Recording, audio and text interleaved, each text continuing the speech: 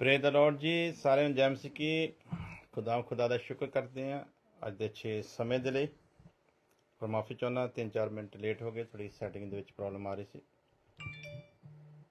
ਸੋ ਜੈਸਾ ਕਿ ਤੁਸੀਂ ਸਭ ਜਾਣਦੇ ਹੋ ਕਿ ਅਸੀਂ ਹਰ ਰੋਜ਼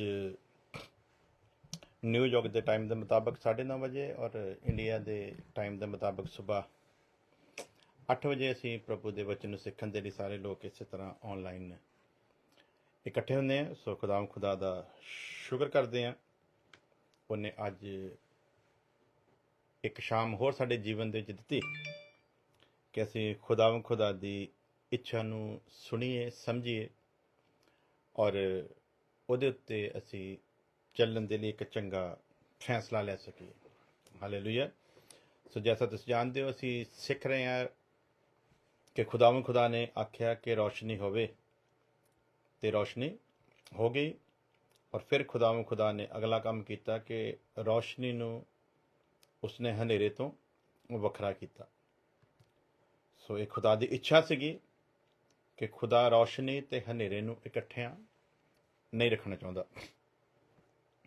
ਸੋ ਜਦੋਂ खुदा ਦੀ ਇਸ ਇੱਛਾ ਨੂੰ ਅਸੀਂ ਦੇਖਦੇ ਹਾਂ ਤੇ ਫਿਰ ਸਾਨੂੰ ਵੀ ਚਾਹੀਦਾ ਹੈ ਕਿ ਜਦੋਂ ਉਹੀ ਰੌਸ਼ਨੀ ਸਾਡੀ ਵੀ ਅੰਧਕਾਰਮਈ ਜ਼ਿੰਦਗੀ ਦੇ ਉੱਤੇ ਚਮਕੀ ਤੇ ਫਿਰ ਅਸੀਂ ਵੀ ਇਹ ਫੈਸਲਾ ਲਈਏ ਕਿ ਹੁਣ ਅਸੀਂ ਆਪਣੇ ਉਸ ਅੰਧਕਾਰ ਦੇ ਜੀਵਨ ਤੋਂ ਆਪਣੇ ਆਪ ਨੂੰ ਅਲੱਗ ਕਰਦੇ ਹੋਏ ਉਸ ਰੌਸ਼ਨੀ ਦੇ ਵਿੱਚ ਅਸੀਂ ਚੱਲ ਸਕੀਏ ਸੋ ਜੈਸਾ ਅਸੀਂ ਸਿੱਖਿਆ ਸੀ ਰਾਤੀ ਕਿ ਗੌਰ ਕਰ ਜਿਹਨੂੰ ਤੂੰ ਰੌਸ਼ਨੀ ਸਮਝਦਾ ਕਿਤੇ ਉਹ ਹਨੇਰਾ ਤੇ ਨਹੀਂ ਸੋ ਅੱਜ ਇਹ ਬੜਾ ਇੱਕ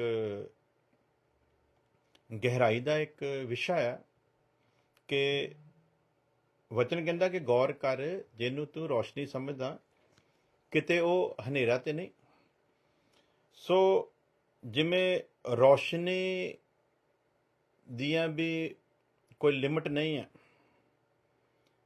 ਰੌਸ਼ਨੀ ਥੋੜੀ ਵੱਧਦੀ ਹੈ ਔਰ ਜੈਸੀ ਰੌਸ਼ਨੀ ਪਰਮੇਸ਼ਵਰ ਦੇ ਵਿੱਚ ਹੈ ਵੈਸੀ ਰੌਸ਼ਨੀ ਅਜੇ ਤੱਕ ਨਹੀਂ ਬਣ ਸਕੀ ਹਰ ਰੌਸ਼ਨੀ ਉਸ ਰੌਸ਼ਨੀ ਤੋਂ ਘੱਟ ਹੈ ਕਿਉਂਕਿ ਜਿਹੜੀ ਵੀ ਚੀਜ਼ ਉਹਨੇ ਬਣਾਈ ਹੈ ਜੇ ਉਹਦੇ ਵਿੱਚ ਇੰਨੀ ਰੌਸ਼ਨੀ ਹੈ ਤੇ ਫਿਰ ਜਿਹੜਾ ਬਣਾਉਣ ਵਾਲਾ ਉਹਦੇ ਆਪਣੇ ਦੇ ਵਿੱਚ ਕਿੰਨੀ ਰੌਸ਼ਨੀ ਹੋਵੇਗੀ ਸੋ ਜਿਹਨੇ ਸੂਰਜ ਬਣਾਏ ਚੰਦ ਤਾਰੇ ਬਣਾਏ ਤੇ ਉਹਨਾਂ ਦੇ ਵਿੱਚ ਉਹਨੇ ਰੌਸ਼ਨੀ ਨੂੰ ਰੱਖਿਆ ਸੋ ਉਹਦੇ ਆਪਣੇ ਵਿੱਚ ਕਿੰਨੀ ਰੌਸ਼ਨੀ ਹੋਵੇਗੀ ਸੋ ਇਸੇ ਤਰ੍ਹਾਂ ਜਦੋਂ ਅਸੀਂ ਸਿੱਖਦੇ ਹਾਂ ਹੌਲੀ ਹੌਲੀ ਤੇ ਫਿਰ ਸਾਨੂੰ ਅੱਗੇ ਵਧਣ ਦਾ ਜਦੋਂ ਮੌਕਾ ਮਿਲਦਾ ਹੈ ਤੇ ਫਿਰ ਹਰ ਦਿਨ ਉਹ ਰੌਸ਼ਨੀ ਜਿਹੜੀ ਆ ਉਹ ਸਾਡੇ ਜੀਵਨ ਦੇ ਵਿੱਚ ਵਧਣੀ ਸ਼ੁਰੂ ਹੁੰਦੀ ਹੈ ਔਰ ਉਸੇ ਰੌਸ਼ਨੀ ਵਿੱਚ ਰਹਿ ਕੇ ਫਿਰ ਅਸੀਂ ਸਾਰੀਆਂ ਚੀਜ਼ਾਂ ਨੂੰ ਬਰੀਕੀ ਦੇ ਨਾਲ ਸਿੱਖਣਾ ਸ਼ੁਰੂ ਕਰਦੇ ਹਾਂ ਸੋ ਜਦੋਂ ਉਹ ਰੌਸ਼ਨੀ ਜਿਹੜੀ ਸਾਨੂੰ ਬਰੀਕੀਆਂ ਤੋਂ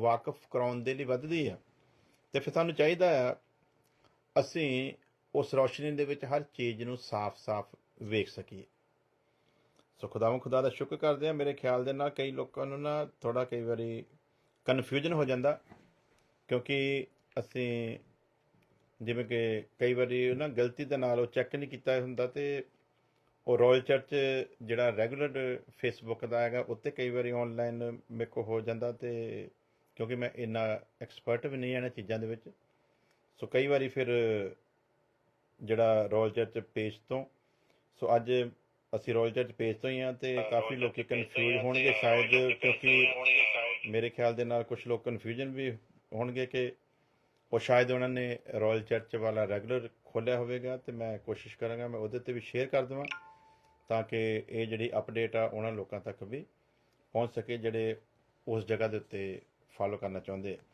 ਸੋ ਸਭ ਤੋਂ ਪਹਿਲਾਂ ਤੇ खुदा ਦੇ ਸ਼ੁਕਰਗੁਜ਼ਾਰ ਹਾਂ ਮੈਂ ਕਿ ਭਾਵੇਂ ਥੋੜ੍ਹੇ ਲੋਕ ਭਾਵੇਂ ਬਹੁਤੇ ਲੋਕ ਜਿੰਨੇ ਵੀ ਲੋਕ ਆਨਲਾਈਨ ਜੁੜਦੇ ਆ ਸੋ ਉਹਨਾਂ ਦੇ ਲਈ खुदा ਦੇ ਅੱਗੇ ਮੇਰੀ ਇਹੀ ਇਲਤਜਾ ਹੈ ਇਹੀ ਬੇਨਤੀ ਹੈ ਕਿ खुदा ਉਹਨਾਂ ਨੂੰ ਬੜੀ ਆਸ਼ੀਸ਼ ਔਰ ਬਰਕਤ ਦੇਵੇ ਜਦੋਂ ਕਿ ਤੁਸੀਂ ਦੇਖਦੇ ਹੋ ਕਿ ਆਲੇ ਦੁਆਲੇ ਦੇ ਮਾਹੌਲ ਇਸ ਵਕਤ ਕਿਹੋ ਜਿਹੇ ਆ ਲੋਕ ਵਚਨ ਨੂੰ ਸੁਣਨ ਦੇ ਲਈ ਸਮਝਣ ਦੇ ਲਈ ਸਿੱਖਣ ਦੇ ਲਈ ਤਿਆਰ ਨਹੀਂ ਹੈ ਬਸ ਥੋੜ੍ਹੇ ਬਹੁਤੇ ਸ਼ੋਰਗੁਲ ਥੋੜ੍ਹੇ ਬਹੁਤੇ ਇੱਦਾਂ ਦੇ ਹਾਸੀ ਮਜ਼ਾਕ ਵਾਲਿਆਂ ਪਾਸੇ ਦੁਨੀਆ ਜ਼ਿਆਦਾ ਲੱਗ ਗਈ ਹੈ ਸੋ ਇਹੋ ਜਿਹੇ ਮਾਹੌਲ ਦੇ ਵਿੱਚ ਅਗਰ ਮੈਂ ਸਮਝਦਾ ਕਿ 10-20 ਲੋਕ ਵੀ ਅਗਰ ਆਨਲਾਈਨ ਵਚਨ ਸੁਣਨ ਦੇ ਲਈ ਆ ਜਾਂਦੇ ਇਹ ਵੀ खुदा ਦਾ ਬੜਾ ਉਹਨਾਂ ਲੋਕਾਂ ਦੇ ਉੱਤੇ ਬਹੁਤ ਵੱਡਾ ਇੱਕ ਮੈਂ ਰਹਿਮ ਹੀ ਸਮਝੂੰਗਾ, ਕਿਉਂਕਿ ਵਚਨ ਜਿਹੜਾ ਸੁਣਨਾ, ਵਚਨ ਨੂੰ ਪੜ੍ਹਨਾ ਤੇ ਵਚਨ ਦੇ ਨਾਲ ਬੈਠਣਾ, ਇਹ ਬੜਾ ਔਖਾ ਕੰਮ ਹੈ, ਔਰ ਇਹ ਹਰ ਬੰਦਾ ਜਿਹੜਾ ਆ ਉਹਦੇ ਵੱਸ ਦਾ ਕੰਮ ਨਹੀਂ, ਕਿਉਂਕਿ ਇਹ ਚੀਜ਼ਾਂ ਨੂੰ ਉਹ ਸਮਝੇਗਾ ਜਿਹੜਾ ਰੌਸ਼ਨੀ ਦੇ ਵਿੱਚ ਆ ਚੁੱਕਿਆ। ਸੋ ਆਓ ਅਸੀਂ ਵਚਨ ਦੇ ਰੈਫਰੈਂਸ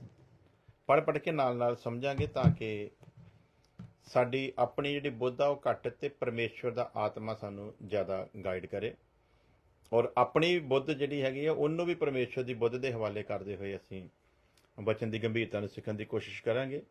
सो कुलसियों के खाते में जैसा लिखा कि इसलिए जिस दिन से ये सुना हम भी तुम्हारे लिए ये प्रार्थना करने और विनती करने से नहीं चुकते कि तुम सारे आत्मिक ज्ञान समझ सहित परमेश्वर की इच्छा की पहचान में परिपूर्ण हो जाओ। सो ਜਿਹੜਾ ਪਹਿਲਾਂ ਸਿਸਟਮ ਨੂੰ ਸਮਝ ਲਈਏ ਕਿ ਜਿਹੜਾ ਬੰਦਾ ਰੌਸ਼ਨੀ ਦੇ ਵਿੱਚ ਆ ਗਿਆ, ਜਿਹਨੂੰ ਰੌਸ਼ਨੀ ਦੀ ਸਮਝ ਆ ਗਈ, ਜਿਹਦੇ ਉੱਤੇ ਪਰਮੇਸ਼ਵਰ ਨੇ ਆਪਣੀ ਰੌਸ਼ਨੀ ਨੂੰ ਉੰਡੇਲਿਆ, ਉਹਦੇ ਲਈ ਸਭ ਤੋਂ ਜ਼ਰੂਰੀ ਗੱਲ ਇਹੀ ਆ ਕਿ ਜਦੋਂ ਰੌਸ਼ਨੀ ਵਿੱਚ ਆ ਗਿਆ ਤੇ ਫਿਰ ਉਹਨੇ ਇਹਨਾਂ ਚੀਜ਼ਾਂ ਨੂੰ ਸਮਝਣਾ ਆ। ਸੋ खुदा ਦਾ ਦਾਸ ਲਿਖਦਾ ਹੈ ਵੀ हम भी तुम्हारे लिए ये प्रार्थना करने और विनती करने से नहीं चुकते कि तुम सारे आत्मिक ज्ञान। सो ਜਦੋਂ ਆਤਮਿਕ ਮਨੁੱਖ ਆਤਮਿਕ ਲੋਕਾਂ ਦੇ ਨਾਲ ਗੱਲ ਕਰੇਗਾ, ਰੌਸ਼ਨੀ ਪਾਇਆ ਹੋਇਆ ਮਨੁੱਖ ਰੌਸ਼ਨੀ ਪਾਏ ਹੋਏ ਲੋਕਾਂ ਨਾਲ ਗੱਲਾਂ ਕਰੇਗਾ, ਤੇ ਉਹਦੀ ਇੱਕੋ ਕੋਸ਼ਿਸ਼ ਹੋਊਗੀ ਕਿ ਉਹ ਸਭ ਤੋਂ ਪਹਿਲਾਂ ਤੇ ਇਹੀ ਆ, ਇੱਕ ਸੇਵਕ ਦੇ ਲਈ ਚਿੰਤਾ ਦਾ ਵਿਸ਼ਾ ਇਹ ਹੁੰਦਾ ਕਿ ਜਿਨ੍ਹਾਂ ਦੇ ਉੱਤੇ ਰੌਸ਼ਨੀ ਪ੍ਰਗਟ ਹੋ ਗਈ, ਜਿਨ੍ਹਾਂ ਨੇ ਰੌਸ਼ਨੀ ਪਾ ਲਈ ਹੈ, ਉਹ ਫਿਰ ਕਿਤੇ ਅੰਧਕਾਰ ਦੇ ਸ਼ਿਕਾਰ ਨਾ ਹੋ ਜਾਣ। ਸੋ ਸਭ ਤੋਂ ਪਹਿਲਾਂ ਤੇ ਇੱਕ ਸੇਵਕ ਇਸ ਚੀਜ਼ ਦੀ ਫਿਕਰ ਦੇ ਵਿੱਚ ਹੁੰਦਾ, ਤੇ ਉਹ ਹਮੇਸ਼ਾ ਕਲੀਸਿਆ ਨੂੰ ਇਸੇ ਚੀਜ਼ ਦੇ ਲਈ ਸਾਵਧਾਨ ਕਰਦਾ ਹੈ ਕਿ ਜਿਹੜੇ ਤੁਸੀਂ ਖੜੇ ਹੋ ਵੇਖਣਾ ਕਿਤੇ ਡਿੱਗ ਨਾ ਪਈਓ। ਸੋ ਇਹ ਇੱਕ ਸੇਵਕ ਦੀ ਜ਼ਿੰਮੇਵਾਰੀ ਆ, ਕਿਉਂਕਿ ਜਿਹੜਾ ਵਿਰੋਧੀ ਆ ਉਹ ਵੀ ਬੜੇ ਜ਼ੋਰ ਦੇ ਨਾਲ ਲੋਕਾਂ ਨੂੰ ਆਪਣੇ ਸ਼ਿਕੰਜੇ 'ਚ ਲੈਣ ਦੇ ਲਈ ਫਿਰਦਾ ਆ, ਪਾੜ ਖਾਣ ਵਾਲੇ ਸ਼ੇਰ ਵਾਂਗੂ ਉਹ ਤਿਆਰ ਰਹਿੰਦਾ ਆ।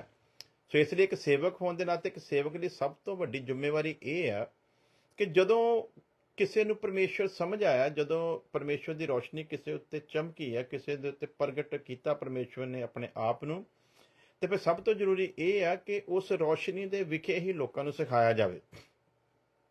ਸੋ ਦੇਖਦੇ ਹਾਂ ਅਸੀਂ ਵਚਨ ਦੇ ਅਨੁਸਾਰ ਜਦੋਂ ਅਸੀਂ ਦੇਖਦੇ ਤਾਂ ਸੇਵਕ ਦੀ ਜਿਹੜੀ ਜ਼ਿੰਮੇਵਾਰੀ ਫਿਰ ਇਹ ਬਣਦੀ ਹੈ ਕਿ ਲੋਕ ਕਿਤੇ ਦੁਬਾਰਾ ਅੰਧਕਾਰ ਦੇ ਵੱਸ ਵਿੱਚ ਨਾ ਪੈ ਜਾਣ। ਸੋ ਉਹਦੇ ਲਈ ਜ਼ਰੂਰੀ ਹੈ, ਮੰਨ ਕੇ ਚਲੋ ਵੀ ਜਿਵੇਂ ਅੱਜ ਤੁਸੀਂ ਦੇਖਦੇ ਹੋ ਕਈਆਂ ਨੂੰ ਚਮਤਕਾਰਾਂ ਦੀ ਸੇਵਾ ਮਿਲੀ, ਕਈਆਂ ਨੂੰ ਅਦਭੁਤ ਕੰਮ ਕਰਨ ਦੀਆਂ ਸੇਵਾ ਖੁਦਾ ਨੇ ਬਖਸ਼ੀਆਂ, ਕਈਆਂ ਨੂੰ ਬਿਮਾਰਾਂ ਚੰਗੇ ਕਰਨ ਦੀਆਂ ਸੇਵਾ ਬਖਸ਼ੀਆਂ, ਕਈਆਂ ਨੂੰ ਭਵਿੱਖਬਾਣੀਆਂ ਦੀਆਂ ਸੇਵਾ ਬਖਸ਼ੀਆਂ। ਸੋ ਉਹ ਆਤਮਾ ਇੱਕੋ ਹੀ ਆ ਤੇ ਸੇਵਾਵਾਂ ਅਲੱਗ-ਅਲੱਗ ਆ, ਪਰ ਬੇਸ਼ੱਕ ਸੇਵਾਵਾਂ ਅਲੱਗ-ਅਲੱਗ ਹੋਣ, ਬੇਸ਼ੱਕ ਕੋਈ ਕਿਸੇ ਨੂੰ ਕਿਸੇ ਵੀ ਤਰੀਕੇ ਨਾਲ ਖੁਦਾ ਕਿਸੇ ਨੂੰ ਵੀ ਇਸਤੇਮਾਲ ਕਰਦਾ ਹੋਏ, ਪਰ ਉਹਦੀ ਪਹਿਲੀ ਜਿਹੜੀ ਜ਼ਿੰਮੇਵਾਰੀ ਸੇਵਕ ਦੀ ਉਹ ਇਹ ਆ, ਦਾਤ ਉਹਦੇ ਕੋਲ ਜਿਹੜੀ ਮਰਜ਼ੀ ਹੋਵੇ, ਪਰ ਉਹਦੀ ਇਹ ਜ਼ਿੰਮੇਵਾਰੀ ਆ ਕਿ ਜਿਹਦੇ ਉੱਤੇ ਰੌਸ਼ਨੀ ਚਮਕ ਗਈ ਉਹਨੂੰ ਪਰਮੇਸ਼ਵਰ ਦੀ ਸਾਰੀ ਇੱਛਾ ਤੋਂ ਜਾਣੂ ਕਰਾਉਣਾ ਹੈ। ਕਿਉਂਕਿ ਜਿੰਨੀ ਦੇਰ ਤੱਕ ਇਨਸਾਨ ਪਰਮੇਸ਼ਵਰ ਦੀ ਸਾਰੀ ਇੱਛਾ ਨੂੰ ਸਮਝਦਾ ਨਹੀਂ ਨਾ, ਉਨੀ ਦੇਰ ਤੱਕ ਉਹਦੇ ਰੌਸ਼ਨੀ ਵਿੱਚ ਆਏ ਦਾ ਕੋਈ ਫਾਇਦਾ ਨਹੀਂ। ਤੇ ਜੇ ਉਹ ਰੌਸ਼ਨੀ ਵਿੱਚ ਆਇਆ ਤੇ ਫਿਰ ਸੇਵਕ ਦੀ ਜ਼ਿੰਮੇਵਾਰੀ ਹੈ। ਮੰਨ ਕੇ ਚਲੋ ਕਿਸੇ ਦੀ ਜ਼ਿੰਦਗੀ ਵਿੱਚ ਅਦਭੁਤ ਕੰਮ ਹੋਇਆ ਤੇ ਉਹ ਪਹਿਲਾਂ ਮੰਨਦਾ ਹੀ ਨਹੀਂ ਕਿ ਪਰਮੇਸ਼ਵਰ ਹੈ, ਪਰ ਅਦਭੁਤ ਕੰਮ ਨੂੰ ਦੇਖ ਕੇ ਉਹਨੇ ਯਕੀਨ ਕੀਤਾ ਕਿ ਪਰਮੇਸ਼ਵਰ ਹੈਗਾ ਆ। ਸੋ ਹੁਣ ਅਸੀਂ ਸਾਰੀ ਜ਼ਿੰਦਗੀ ਉਹਨੂੰ ਇਸ ਅਦਭੁਤ ਕੰਮਾਂ ਵਾਲੇ ਪਾਸੇ ਨਹੀਂ ਰੱਖਣਾ, ਬਲਕਿ ਜਦੋਂ ਉਹਨੇ ਅਦਭੁਤ ਕੰਮ ਦੇਖ ਕੇ ਪਰਮੇਸ਼ਵਰ ਦੀ ਸਾਮਰਥ ਨੂੰ ਸਮਝ ਲਿਆ, ਤੇ ਫਿਰ ਸਾਡਾ ਪਹਿਲਾ ਫਰਜ਼ ਇਹ ਬਣਦਾ ਕਿ ਜਿਹਨੂੰ ਪਰਮੇਸ਼ਵਰ ਸਮਝ ਆ ਗਿਆ, ਜਿਹਦੇ ਉੱਤੇ ਪਰਮੇਸ਼ਵਰ ਦੀ ਰੌਸ਼ਨੀ ਪ੍ਰਗਟ ਹੋ ਗਈ ਆ, ਉਹਨੂੰ ਹੁਣ ਨੰਬਰ 1 ਤੇ ਅੰਧਕਾਰ ਦੇ ਵੱਸ ਵਿੱਚ ਦੁਬਾਰਾ ਨਾ ਪੈਣ ਦਈਏ। ਨੰਬਰ 2, ਉਹਨੂੰ ਹੁਣ ਅਗਲਾ ਜਿਹੜਾ ਸਿਸਟਮ ਸਮਝਾਈਏ। ਮੰਨ ਕੇ ਚਲੋ ਕਿਸੇ ਲਈ ਖੁਦਾ ਨੇ ਕਿਹਾ ਭਵਿੱਖਬਾਣੀ ਕਰਦੇ, ਸੋ ਭਵਿੱਖਬਾਣੀ ਆਤਮਿਕ ਤੌਰ ਤੇ ਉਹਦੇ ਆਤਮਿਕ ਜੀਵਨ ਉੱਤੇ ਤਰੱਕੀ ਦੇ ਲਈ ਇੱਕ ਸੇਵਕ ਨੇ ਕਰ ਦਿੱਤੀ। ਸੋ ਹੁਣ ਉਹਨੂੰ ਭਵਿੱਖਬਾਣੀਆਂ ਉੱਤੇ ਨਹੀਂ ਸਾਰੀ ਉਮਰ ਲਾ ਕੇ ਰੱਖਣਾ, ਬਲਕਿ ਉਸ ਚੀਜ਼ ਤੋਂ ਅਗਲੀ ਤਾਲੀਮ ਜਿਹੜੀ ਆ ਉਹ ਸਭ ਤੋਂ ਜਿਹੜਾ ਜ਼ਰੂਰੀ ਇੱਕ ਮਸੀਹੀ ਬੰਦੇ ਦੇ ਲਈ ਆ, ਉਹ ਖੁਦਾ ਦੇ ਕਲਾਮ ਨੂੰ ਪੂਰੀ ਰੀਤੀ ਦੇ ਨਾਲ ਸੁਣਨਾ, ਸਿੱਖਣਾ ਤੇ ਸਮਝਣਾ ਹੈ। ਕਿਉਂਕਿ ਕਲਾਮ ਨੇ ਬਚਾਉਣਾ ਆ, ਕਲਾਮ ਨੇ ਹੀ ਸੇਫ ਕਰਨਾ ਆ, ਕਲਾਮ ਨੇ ਹੀ ਤਿਆਰ ਕਰਨਾ ਹੈ। ਸੋ ਮੁਸੀਬਤ ਇੱਥੇ ਆ ਜਾਂਦੀ ਹੈ ਕਿ ਲੋਕ ਅਦਭੁਤ ਕੰਮ ਵੇਖ ਕੇ ਵਚਨ ਨੂੰ ਸਿੱਖਣ ਦੇ ਲਈ ਤਿਆਰ ਨਹੀਂ ਹੁੰਦੇ, ਤੇ ਹਮੇਸ਼ਾ ਉਹ ਅਦਭੁਤ ਕੰਮਾਂ ਦੇ ਮਗਰੇ ਲੱਗੇ ਰਹਿੰਦੇ। ਬਿਮਾਰ ਚੰਗਾ ਹੋ ਗਿਆ ਤੇ ਬਿਮਾਰ ਦੀ ਕੋਸ਼ਿਸ਼ ਇਹ ਰਹਿੰਦੀ ਵੀ ਮੈਂ ਫਿਰ ਦੁਬਾਰਾ ਬਿਮਾਰ ਹੋਵਾਂ ਤੇ ਪ੍ਰਭੂ ਯਿਸੂ ਮਸੀਹ ਦੇ ਨਾਂ 'ਚ ਮੈਂ ਠੀਕ ਹੋ ਜਾਵਾਂ, ਫਿਰ ਮੈਂ ਦੁਬਾਰਾ ਬਿਮਾਰ ਹੋ ਜਾਵਾਂ ਤੇ ਫਿਰ ਨਾਂ 'ਚ ਠੀਕ ਹੋ ਜਾਵਾਂ। ਉਹ ਇਹਨਾਂ ਚੱਕਰਾਂ 'ਚ ਪਿਆ ਰਹਿੰਦਾ, ਜਦ ਕਿ ਸਭ ਤੋਂ ਵੱਡੀ ਜ਼ਿੰਮੇਵਾਰੀ ਹੈ ਕਿ ਉਸ ਸ਼ਖਸ ਨੂੰ ਇਹ ਸਮਝਾਉਣਾ, ਇਹ ਸਿਖਾਉਣਾ ਕਿ ਭਾਈ ਪਹਿਲਾਂ ਤੇ ਤੈਨੂੰ ਯਕੀਨ ਹੀ ਨਹੀਂ ਸੀ ਕਿ ਰੱਬ ਹੈ ਵੀ ਹੈ ਕਿ ਨਹੀਂ, ਤੇ ਰੱਬ ਨੇ ਆਪਣਾ ਅਦਭੁਤ ਕੰਮ ਦਿਖਾ ਕੇ ਤੈਨੂੰ ਦੱਸਿਆ ਕਿ ਮੈਂ ਹੈਗਾ ਹਾਂ। ਹੁਣ ਉਸ ਸਰਵ ਸ਼ਕਤੀਮਾਨ ਦੀ ਸਾਰੀ ਇੱਛਾ ਤੋਂ ਵਾਕਿਫ ਕਰਾਉਣਾ ਹੈ। ਔਰ ਇਹ ਰੌਸ਼ਨੀ ਇਸੇ ਲਈ ਚਮਕੀ ਹੈ ਕਿ ਅਸੀਂ ਸਾਫ਼-ਸਾਫ਼ ਸਭ ਕੁਝ ਦੇਖ ਸਕੀਏ। ਹੁਣ ਰੌਸ਼ਨੀ ਦੇ ਵਿੱਚ ਕੋਈ ਠੇਡਾ ਖਾਵੇ ਤੇ ਫਿਰ ਉਹਦੇ ਤੋਂ ਤਰਸਯੋਗ ਕੋਈ ਨਹੀਂ।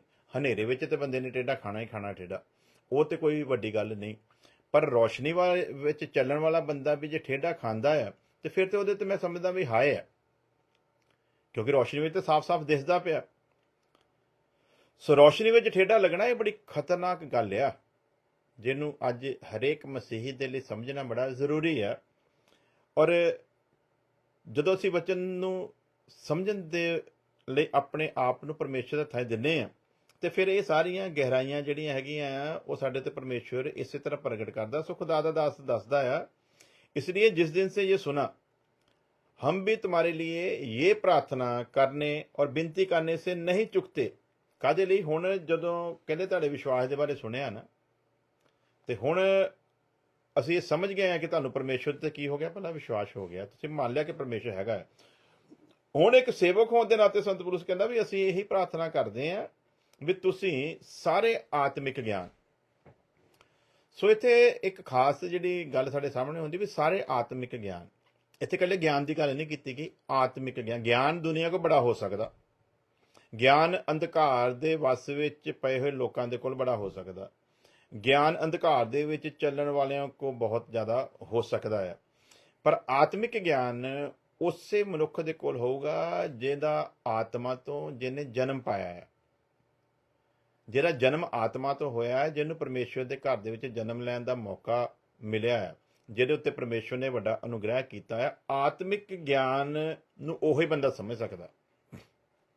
ਸੋ ਉਹਦੇ ਲਈ ਫਿਰ ਜ਼ਰੂਰੀ ਹੈ ਕਿ ਅਸੀਂ ਆਤਮਾ ਦੇ ਵਿੱਚ ਪ੍ਰਾਰਥਨਾ ਕਰੀਏ ਔਰ ਪ੍ਰਭੂ ਕੋ ਮੰਗੀਏ ਕਿ ਪ੍ਰਭੂ ਜਦੋਂ ਤੂੰ ਆਪਣੇ ਵੱਡੇ ਰਹਿਮ ਦੇ ਨਾਲ ਸਾਨੂੰ ਇਸ ਅੰਧਕਾਰ ਦੇ ਵਿੱਚੋਂ ਛੁਡਾਇਆ ਆ ਔਰ ਆਪਣੇ ਪਿਆਰੇ ਪੁੱਤਰ ਦੀ ਮਹਿਮਾ ਦੇ ਵਿੱਚ ਬੁਲਾਇਆ ਆ, ਤੇ ਫਿਰ ਸਾਨੂੰ ਤੂੰ ਹੁਣ ਆਤਮਿਕ ਗਿਆਨ ਹੀ ਬਖਸ਼ ਤਾਂ ਕਿ ਅਸੀਂ ਉਹਦੇ ਵਿੱਚ ਬਣੇ ਰਹਿ ਸਕੀਏ। ਕਿਉਂਕਿ ਜੇ ਅਸੀਂ ਦੁਨੀਆ ਦੇ ਗਿਆਨ ਦੇ ਮਗਰ ਜਾਵਾਂਗੇ ਤੇ ਹੋ ਸਕਦਾ ਅਸੀਂ ਭਟਕ ਜਾਈਏ, ਔਰ ਅੱਜ ਇਹ ਸਭ ਕੁਝ ਹੋ ਰਿਹਾ ਆ। ਸੋ ਖੁਦਾ ਦੇ ਦਾਸ ਦੀ ਪਹਿਚਾਣ ਫਿਰ ਜਿਹੜਾ ਬੁਲਾਇਆ ਹੋਇਆ, ਅੱਜ ਕੱਲ੍ਹ ਤੇ ਸਾਰੇ ਕਹਿੰਦੇ ਜਿਹੜਾ ਵੀ ਬਾਈਬਲ ਚੁੱਕਦਾ ਉਹੀ ਕਹਿੰਦਾ ਮੈਂ ਵੀ ਖੁਦਾ ਦਾ ਬੁਲਾਇਆ ਹੋਇਆ। ਤੇ ਅਸੀਂ ਜਦੋਂ ਪੁੱਛਦੇ ਹਾਂ ਵੀ ਕਿੱਦਾਂ ਬੁਲਾਇਆ ਹੋਇਆ ਭਾਈ, ਕੋਈ ਚਿੰਨ੍ਹ ਦੱਸੋ ਵੀ ਤੁਸੀਂ ਕਿੱਦਾਂ ਸਿੱਧ ਕਰਦੇ ਹੋ ਵੀ ਤੁਸੀਂ ਪ੍ਰਭੂ ਦੇ ਬੁਲਾਏ ਹੋਏ ਹੋ, ਕਹਿੰਦੇ ਬੁਲਾਹਟ 3 ਪ੍ਰਕਾਰ ਦੀ ਹੈ।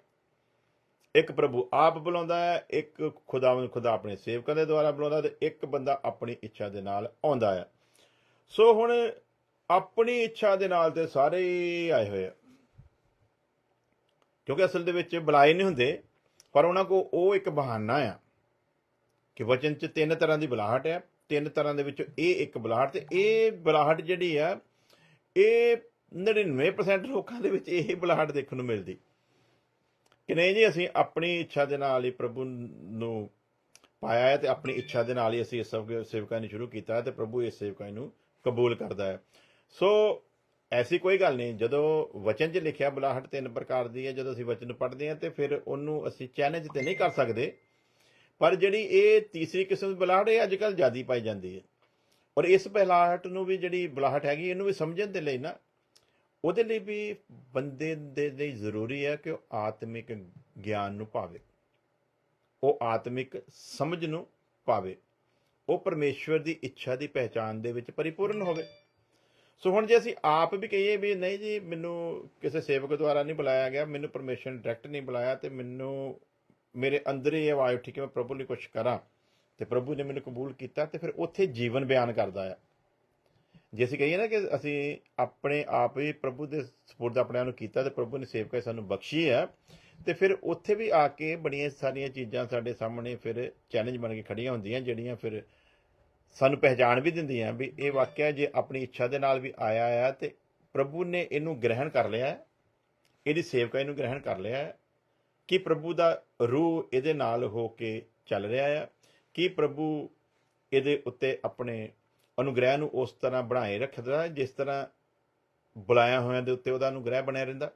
ਸੋ ਦੇਖਦੇ ਹਾਂ ਕਿ ਤੁਹਾਡਾ ਆਪਣੇ विनती करने से नहीं चुकते कि तुम सारे आत्मिक ज्ञान और समय सहित परमेश्वर की इच्छा की पहचान में परिपूर्ण हो जाओ। सो ਜਿਹਦੇ ਉੱਤੇ ਰੌਸ਼ਨੀ ਚਮਕੀ ਉਹਦੀ ਪਹਿਲੀ ਜ਼ਿੰਮੇਵਾਰੀ ਹੈ ਕਿ ਉਹਨੇ ਪਰਮੇਸ਼ਵਰ ਦੀ ਇੱਛਾ ਦੀ ਪਹਿਚਾਨ ਦੇ ਵਿੱਚ ਪਰਿਪੂਰਨ ਹੋਣਾ। ਸੋ ਆ ਜਿਹੜੇ ਫਿਰ ਲੱਭਦੇ ਆ ਨਾ ਜ਼ਿਆਦਾ, ਜਿਹੜੇ ਕਹਿੰਦੇ ਵੀ ਨਹੀਂ ਜੀ ਅਸੀਂ ਤੀਸਰੇ ਕਿਸਮ ਦੀ ਬੁਲਾਹਟ ਦੇ ਵਿੱਚ ਬੁਲਾਏ ਹੋਏ ਆ, ਤੇ ਇਹਨਾਂ ਦੇ ਵਿੱਚ ਫਿਰ ਜਦੋਂ ਆ ਦੇਖਦੇ ਆ ਨਾ ਕਿ ਪਰਮੇਸ਼ਵਰ ਦੀ ਇੱਛਾ ਤੇ ਵਚਨ ਕੁਝ ਹੋਰ ਹੀ ਸਮਝਾਉਂਦਾ, ਜਿਹਨੂੰ ਅਸੀਂ ਆਤਮਿਕ ਗਿਆਨ ਕਹਿੰਦੇ ਨਾ। ਆਤਮਿਕ ਗਿਆਨ ਦੇ ਵਿੱਚ ਆਤਮਿਕ ਗਿਆਨ ਤੇ ਪਰਮੇਸ਼ਵਰ ਦੀ ਇੱਛਾ ਨੂੰ ਕੁਝ ਅਲੱਗ ਤਰੀਕੇ ਨਾਲ ਸਮਝਾ ਰਿਹਾ ਹੈ। ਪਰ ਇਹ ਜਿਹੜੇ ਤੀਸਰੀ ਕਿਸਮ ਦੀ ਬੁਲਾਹਟ ਦੇ ਵਿੱਚ ਸੱਦੇ ਹੋਣ ਦਾ ਦਾਅਵਾ ਕਰਦੇ ਆ, ਇਹਨਾਂ ਦੇ ਵਿੱਚ ਪਰਮੇਸ਼ਵਰ ਦੀ ਇੱਛਾ ਦੀ ਉਹ ਪਹਿਚਾਣ ਜਿਹਦੇ ਵਿੱਚ ਖੁਦਾ ਦਾ ਦਾਸ ਕਹਿੰਦਾ ਕਿ ਤੁਸੀਂ ਪਰਿਪੂਰਨ ਹੋਣਾ ਆ, ਉਹ ਇੱਛਾ ਦੀ ਪਹਿਚਾਣ ਤੇ ਨਜ਼ਰ ਆਉਂਦੀ ਨਹੀਂ। ਸੋ ਪਰਮੇਸ਼ਵਰ ਦੀ ਇੱਛਾ ਦੀ ਪਹਿਚਾਣ ਦੇ ਉੱਤੇ ਜਦੋਂ ਅਸੀਂ ਮੇਨ ਗੱਲਾਂ ਨੂੰ ਰੱਖਦੇ ਆ, ਤੇ ਉਹਦੇ ਵਿੱਚ ਸਾਡੇ ਸਾਹਮਣੇ ਕੁਝ ਗੱਲਾਂ ਜਿਹੜੀਆਂ ਆਉਂਦੀਆਂ ਆ ਉਹ ਇਹ ਹੈ। ਨੰਬਰ 1, ਪਰਮੇਸ਼ਵਰ ਦੀ ਇੱਛਾ ਦੀ ਪਹਿਚਾਣ। ਜਦੋਂ ਉਹਨੇ ਆਪਣੀ ਰੌਸ਼ਨੀ ਕਿਸੇ ਉੱਤੇ ਪ੍ਰਗਟ ਕਰ ਦਿੱਤੀ ਹੈ, ਤੇ ਹੁਣ ਉਹਨੇ ਰੌਸ਼ਨੀ ਦੇ ਵਿੱਚ ਉਹ ਚਾਹੁੰਦਾ ਵੀ ਚੱਲੇ, ਤੇ ਉਹਦੇ ਵਿੱਚ ਪਰਮੇਸ਼ਵਰ ਆਪਣੀ ਇੱਛਾ ਨੂੰ ਇਸ ਰੌਸ਼ਨੀ ਪਾਏ ਹੋਏ ਬੰਦੇ ਉੱਤੇ ਕਿਵੇਂ ਪ੍ਰਗਟ ਕਰਦਾ ਹੈ। ਸਭ ਤੋਂ ਪਹਿਲਾਂ ਖੁਦਾ ਦਾ ਕਲਾਮ ਕਹਿੰਦਾ ਹੈ ਜਿਹੜਾ ਮੇਰੇ ਮਗਰ ਆਉਣਾ ਚਾਹੁੰਦਾ ਉਹ ਆਪਣੇ ਆਪ ਦਾ ਇਨਕਾਰ ਕਰੇ। ਸੋ ਜਿਹੜਾ ਕਹਿੰਦਾ ਨਾ ਕਿ ਤੀਸਰੇ ਕਿਸਮ ਦੀ ਬੁਲਾਹਟ ਦੇ ਵਿੱਚ ਮੈਨੂੰ ਬੁਲਾਇਆ ਗਿਆ ਹੈ, ਉਹ ਕੀ ਇਸ ਵਚਨ ਦੇ ਵਿੱਚ ਖੜਾ ਹੈ ਜਿਵੇਂ ਲਿਖਿਆ ਹੈ ਕਿ ਜਿਹੜਾ ਮੇਰਾ ਸ਼ਾਗਿਰਦ ਹੋਣਾ ਚਾਹੁੰਦਾ ਉਹ ਸਭ ਤੋਂ ਪਹਿਲਾਂ ਆਪਣੇ ਆਪ ਦਾ ਕੀ ਕਰੇ? ਇਨਕਾਰ ਕਰੇ। ਸੋ ਜੇ ਤੇ ਕੋਈ ਆਪਣੀ ਹੀ ਇੱਛਾ ਦੇ ਨਾਲ ਬੁਲਾਹਟ ਦੇ ਵਿੱਚ ਕਹਿੰਦਾ ਵੀ ਮੈਂ ਸ਼ਾਮਲ ਹੋਇਆ ਆ, ਤੇ ਫਿਰ ਉਹਨੂੰ ਇਹ ਸਿੱਧ ਕਰਨਾ ਪੈਣਾ ਆ, ਜਿਹੜਾ ਅਸੀਂ ਵਚਨ ਦਾ ਰੈਫਰੈਂਸ ਦੇਖ ਰਹੇ ਹਾਂ ਕਿ ਖੁਦਾ ਦਾ ਵਚਨ ਕੀ ਕਹਿੰਦਾ ਆ ਕਿ ਜਿਹੜਾ ਮੇਰਾ ਸ਼ਾਗਿਰਦ ਹੋਣਾ ਚਾਹੁੰਦਾ ਉਹ ਸਭ ਤੋਂ ਪਹਿਲਾਂ ਆਪਣੇ ਆਪ ਦਾ ਇਨਕਾਰ ਕਰੇ। ਤੇ ਜਿਹੜਾ ਕਹਿੰਦਾ ਵੀ ਮੈਂ ਆਪਣੀ ਇੱਛਾ ਦੇ ਨਾਲ ਹੀ ਸੇਵਾ ਦੇ ਵਿੱਚ ਆਇਆ ਆ ਤੇ ਪ੍ਰਭੂ ਨੇ ਮੈਨੂੰ ਕਬੂਲ ਕਰ ਲਿਆ ਆ, ਤੇ ਕੀ ਉਹਨੇ ਆਪਣੇ ਆਪ ਦਾ ਇਨਕਾਰ ਕੀਤਾ ਹੈ ਜਾਂ ਅਜੇ ਵੀ ਉਹ ਸੰਸਾਰ ਵਾਂਗੂ ਹੀ ਚੱਲ ਰਿਹਾ ਹੈ? ਜਿਸ ਬੰਦੇ ਨੇ ਆਪਣੇ ਆਪ ਦਾ ਇਨਕਾਰ ਕੀਤਾ, ਹੁਣ ਉਹਦੀ ਕੋਈ ਤਮੰਨਾ, ਕੋਈ ਖੁਆਇਸ਼ ਨਹੀਂ, ਉਹਨੇ ਸਰੈਂਡਰ ਕਰ ਦਿੱਤਾ ਪਰਿਪੂਰਨ ਤਰੀਕੇ ਨਾਲ, ਪੂਰੇ ਤਰੀਕੇ ਦੇ ਨਾਲ ਉਹਨੇ ਉਸ ਪਰਿਪੂਰਨਤਾ ਨੂੰ ਪਾਉਣ ਦੇ ਲਈ ਆਪਣੇ ਨੂੰ ਪੂਰੇ ਤਰੀਕੇ ਦੇ ਨਾਲ ਸਰੈਂਡਰ ਕਰ ਦਿੱਤਾ ਹੈ। ਉਹਨੇ ਹੁਣ ਕਹਿ ਦਿੱਤਾ ਅੱਜ ਤੋਂ ਮੇਰੀ ਨਹੀਂ ਬਲਕਿ ਤੇਰੀ ਇੱਛਾ ਮੇਰੇ ਜੀਵਨ ਵਿੱਚ ਪੂਰੀ ਹੋਵੇ। ਮੈਂ ਫਿਰ ਰਿਪੀਟ ਕਰੂੰਗਾ, वचन की इसे पढ़िया, सारे आत्मिक ज्ञान और समय सहित परमेश्वर की इच्छा की पहचान में परिपूर्ण हो जाओ। सो जिन्हें अपने आप का इनकार किया,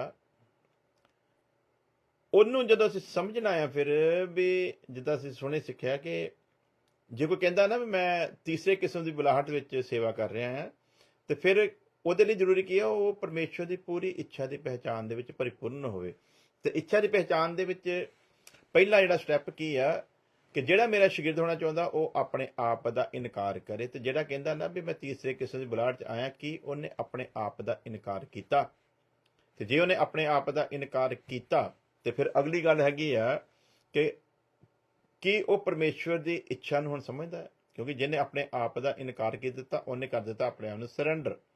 ਤਾਂ ਸਰੈਂਡਰ ਦਾ ਮਤਲਬ ਇਹ ਆ ਵੀ ਹੁਣ ਮੇਰੀ ਕੋਈ ਇੱਛਾ ਨਹੀਂ, ਬਲਕਿ ਮੇਰੇ ਜੀਵਨ ਦੇ ਵਿੱਚ ਹੁਣ ਹਮੇਸ਼ਾ ਤੇਰੀ ਇੱਛਾ ਪੂਰੀ ਹੋਵੇ। ਤੇ ਇਹ ਤੇ ਵਿਚਾਰੇ ਸੰਗ ਅੱਡ ਕੇ ਸਟੇਜਾਂ ਦੇ ਉੱਤੇ ਸੰਗ ਪਾੜ ਕੇ ਇਹ ਤੇ ਮੰਗਣੋਂ ਹੀ ਨਹੀਂ ਹਟਦੇ। ਜਿਹਨੇ ਆਪਣੇ ਆਪ ਦਾ ਇਨਕਾਰ ਕਰ ਲਿਆ ਉਹਨੂੰ ਹੁਣ ਕੀ ਚਾਹੀਦਾ? ਉਹਦਾ ਤੇ ਕਨੈਕਸ਼ਨ ਕੱਟ ਗਿਆ ਸੰਸਾਰ ਦੇ ਨਾਲ, ਉਹਨੂੰ ਹੁਣ ਕਿਹੜੀ ਚੀਜ਼ ਦੀ ਲੋੜ ਹੈ?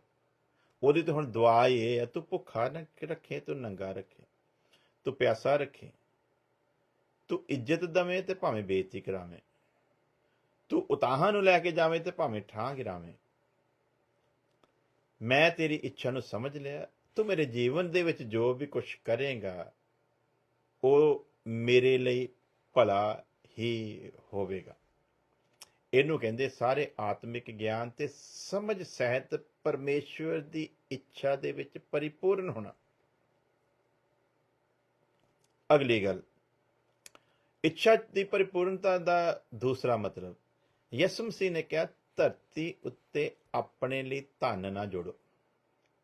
ਧਰਤੀ ਉੱਤੇ ਆਪਣੇ ਲਈ ਧਨ ਨਾ ਜੋੜੋ ਜਿੱਥੇ ਕੀੜਾ ਖਾ ਜਾਂਦਾ ਤੇ ਜੰਗਾਲ ਲੱਗ ਜਾਂਦਾ, ਬਲਕਿ ਸਵਰਗ ਦੇ ਵਿੱਚ ਆਪਣੇ ਲਈ ਧਨ ਜੋੜੋ।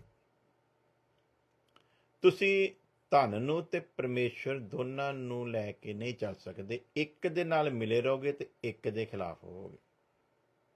ਹੁਣ ਜਿਹੜਾ ਕਹਿੰਦਾ ਵੀ ਮੈਂ ਸਾਰੇ ਆਤਮਿਕ ਗਿਆਨ ਤੇ ਸਮਝ ਸਹਿਤ ਉਹਦੀ ਇੱਛਾ ਦੇ ਵਿੱਚ ਪਰਿਪੂਰਨ ਹੋ ਗਿਆ, ਜਿਹੜਾ ਇਹ ਦਾਅਵਾ ਕਰੇ ਕਿ ਮੇਰੇ ਉੱਤੇ ਉਹ ਰੌਸ਼ਨੀ ਚਮਕੀ ਹੈ ਜਿਹਦੇ 'ਚ ਸਭ ਕੁਝ ਸਾਫ਼-ਸਾਫ਼ ਨਜ਼ਰ ਆਉਂਦਾ ਹੈ, ਤੇ ਸਾਫ਼-ਸਾਫ਼ ਨਜ਼ਰ ਆਉਣ ਦਾ ਮਤਲਬ ਸਿੱਧਾ ਸਿੱਧਾ ਇਹ ਹੈ ਕਿ ਪਰਮੇਸ਼ਵਰ ਦੇ ਵਚਨ ਦੇ ਵਿੱਚ ਕੋਈ ਮਿਲਾਵਟ ਨਹੀਂ ਹੋ ਸਕਦੀ। ਫਿਰ ਉਹਨੂੰ ਵਚਨ ਸਿੱਧਾ ਸਿੱਧਾ ਸਮਝ ਆਉਣਾ ਚਾਹੀਦਾ ਆ ਕਿ ਪ੍ਰਭੂ ਯਿਸੂ ਮਸੀਹ ਕਹਿ ਕੇ ਗਿਆ, ਜੇ ਉਹਨੇ ਇੱਥੇ ਹੀ ਬਰਕਤਾਂ ਦੇ ਨਾਲ ਇਨਸਾਨ ਨੂੰ ਨਵਾਜਣਾ ਹੁੰਦਾ, ਤੇ ਪ੍ਰਭੂ ਯਿਸੂ ਮਸੀਹ ਕਹਿੰਦਾ ਮੈਂ ਜਾਂਦਾ ਹਾਂ ਅਤੇ ਤੁਹਾਡੇ ਲਈ ਜਗ੍ਹਾ ਤਿਆਰ ਕਰਦਾ, ਫਿਰ ਮੈਂ ਆਵਾਂਗਾ, ਤੁਹਾਨੂੰ ਲੈ ਜਾਵਾਂਗਾ, ਤਾਂ ਕਿ ਜਿੱਥੇ ਮੈਂ ਹਾਂ ਉੱਥੇ ਤੁਸੀਂ ਵੀ ਹੋ।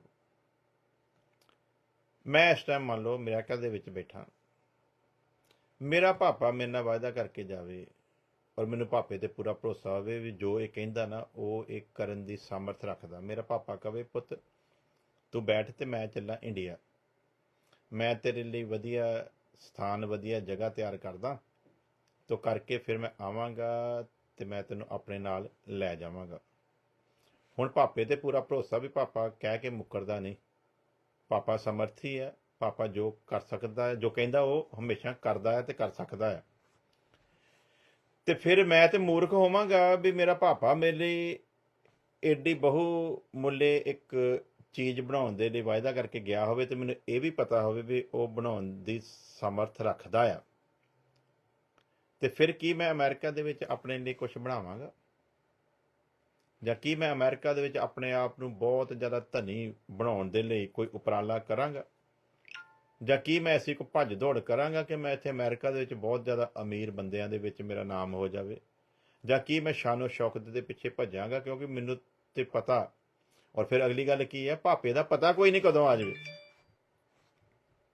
ਕਿਉਂਕਿ ਸਮਾਂ ਦੱਸ ਕੇ ਨਹੀਂ ਗਿਆ। ਕਹਿੰਦਾ ਜਦੋਂ ਤੁਸੀਂ ਸੋਚਦੇ ਵੀ ਨਹੀਂ ਹੋਵੋਗੇ ਮੈਂ ਉਦੋਂ ਆ ਜਾਊਂਗਾ। ਅੱਜ ਮੈਂ ਇੱਥੇ ਬਿਲੀਅਨ ਟ੍ਰਿਲੀਅਨ ਦਾ ਮਾਲਕ ਹੋ ਜਾਵਾਂ, ਬੜੀਆਂ ਬਿਲਡਿੰਗਾਂ ਬਣਾ ਲਵਾਂ, ਬੜਾ ਕੁਝ ਬਣਾ ਲਵਾਂ, ਬੜੀ ਜਾਇਦਾਦ ਬਣਾ ਲਵਾਂ, ਬੜਾ ਬੈਂਕ ਬੈਲੈਂਸ ਬਣਾ ਲਵਾਂ, ਤੇ ਪਾਪਾ ਮੈਨੂੰ ਲੈਣ ਆ ਜਾਵੇ ਅੱਜ ਹੁਣੇ, ਤੇ ਉਹ ਜਿਹੜਾ ਮੈਂ ਇੱਥੇ ਬਣਾਇਆ ਉਹ ਮੇਰੇ ਕਿਸੇ ਕੰਮ ਦਾ ਹੈਗਾ?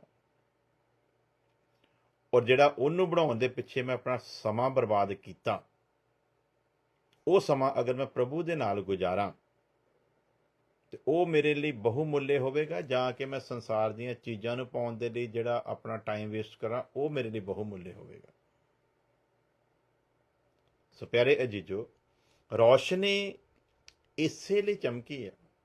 ਰੌਸ਼ਨੀ ਦੇ ਚਮਕਣ ਦੇ ਪਿੱਛੇ ਦਾ ਜਿਹੜਾ ਮੇਨ ਕਾਰਨ ਹੈ ਨਾ, ਉਹ ਇਹ ਹੀ ਆ ਵੀ ਅਸੀਂ ਪ੍ਰਭੂ ਦੀ ਇੱਛਾ ਨੂੰ ਸਾਫ਼-ਸਾਫ਼ ਦੇਖ ਸਕੀਏ ਤੇ ਸਮਝ ਸਕੀਏ।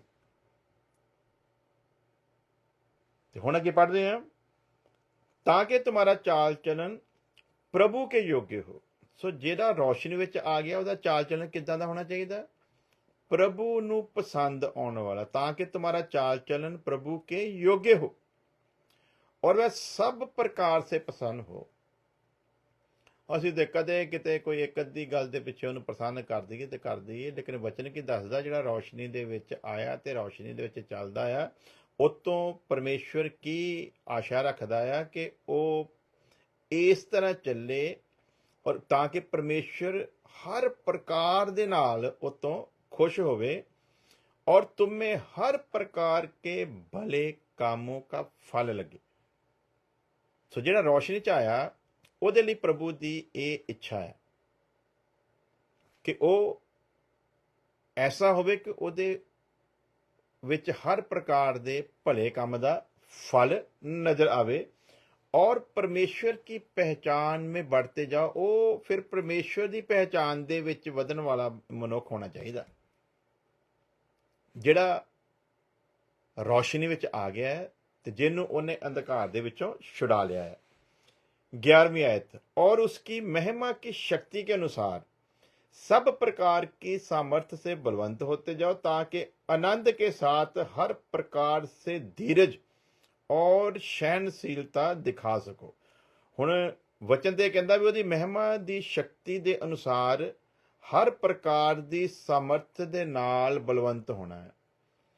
ਔਰ ਇਹ ਜ਼ੋਰ ਇਸ ਲਈ ਫੜਨਾ ਹੈ ਕਿ ਅਸੀਂ ਹਰੇਕ ਉਸ ਚੁਣੌਤੀ ਦਾ ਜਿਹੜੀ ਸੰਸਾਰ ਦੇ ਵਿੱਚ ਸਾਡੇ ਸਾਹਮਣੇ ਆ ਕੇ ਖੜੀ ਹੋਵੇ, ਅਸੀਂ ਉਹਦਾ ਬਹੁਤ ਦਲੇਰੀ ਦੇ ਨਾਲ ਸਾਹਮਣਾ ਕਰ ਸਕੀਏ।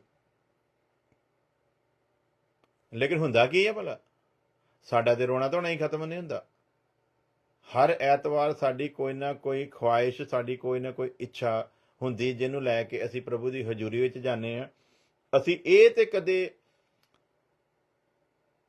ਫੈਸਲਾ ਲੈ ਕੇ ਕਦੇ ਜਾਂਦੇ ਹੀ ਨਹੀਂ ਕਿ ਅੱਜ ਮੈਂ ਆਪਣੀ ਕੋਈ ਇੱਛਾ ਲੈ ਕੇ ਨਹੀਂ ਪ੍ਰਭੂ ਦੀ ਹਜ਼ੂਰੀ 'ਚ ਜਾਣਾ।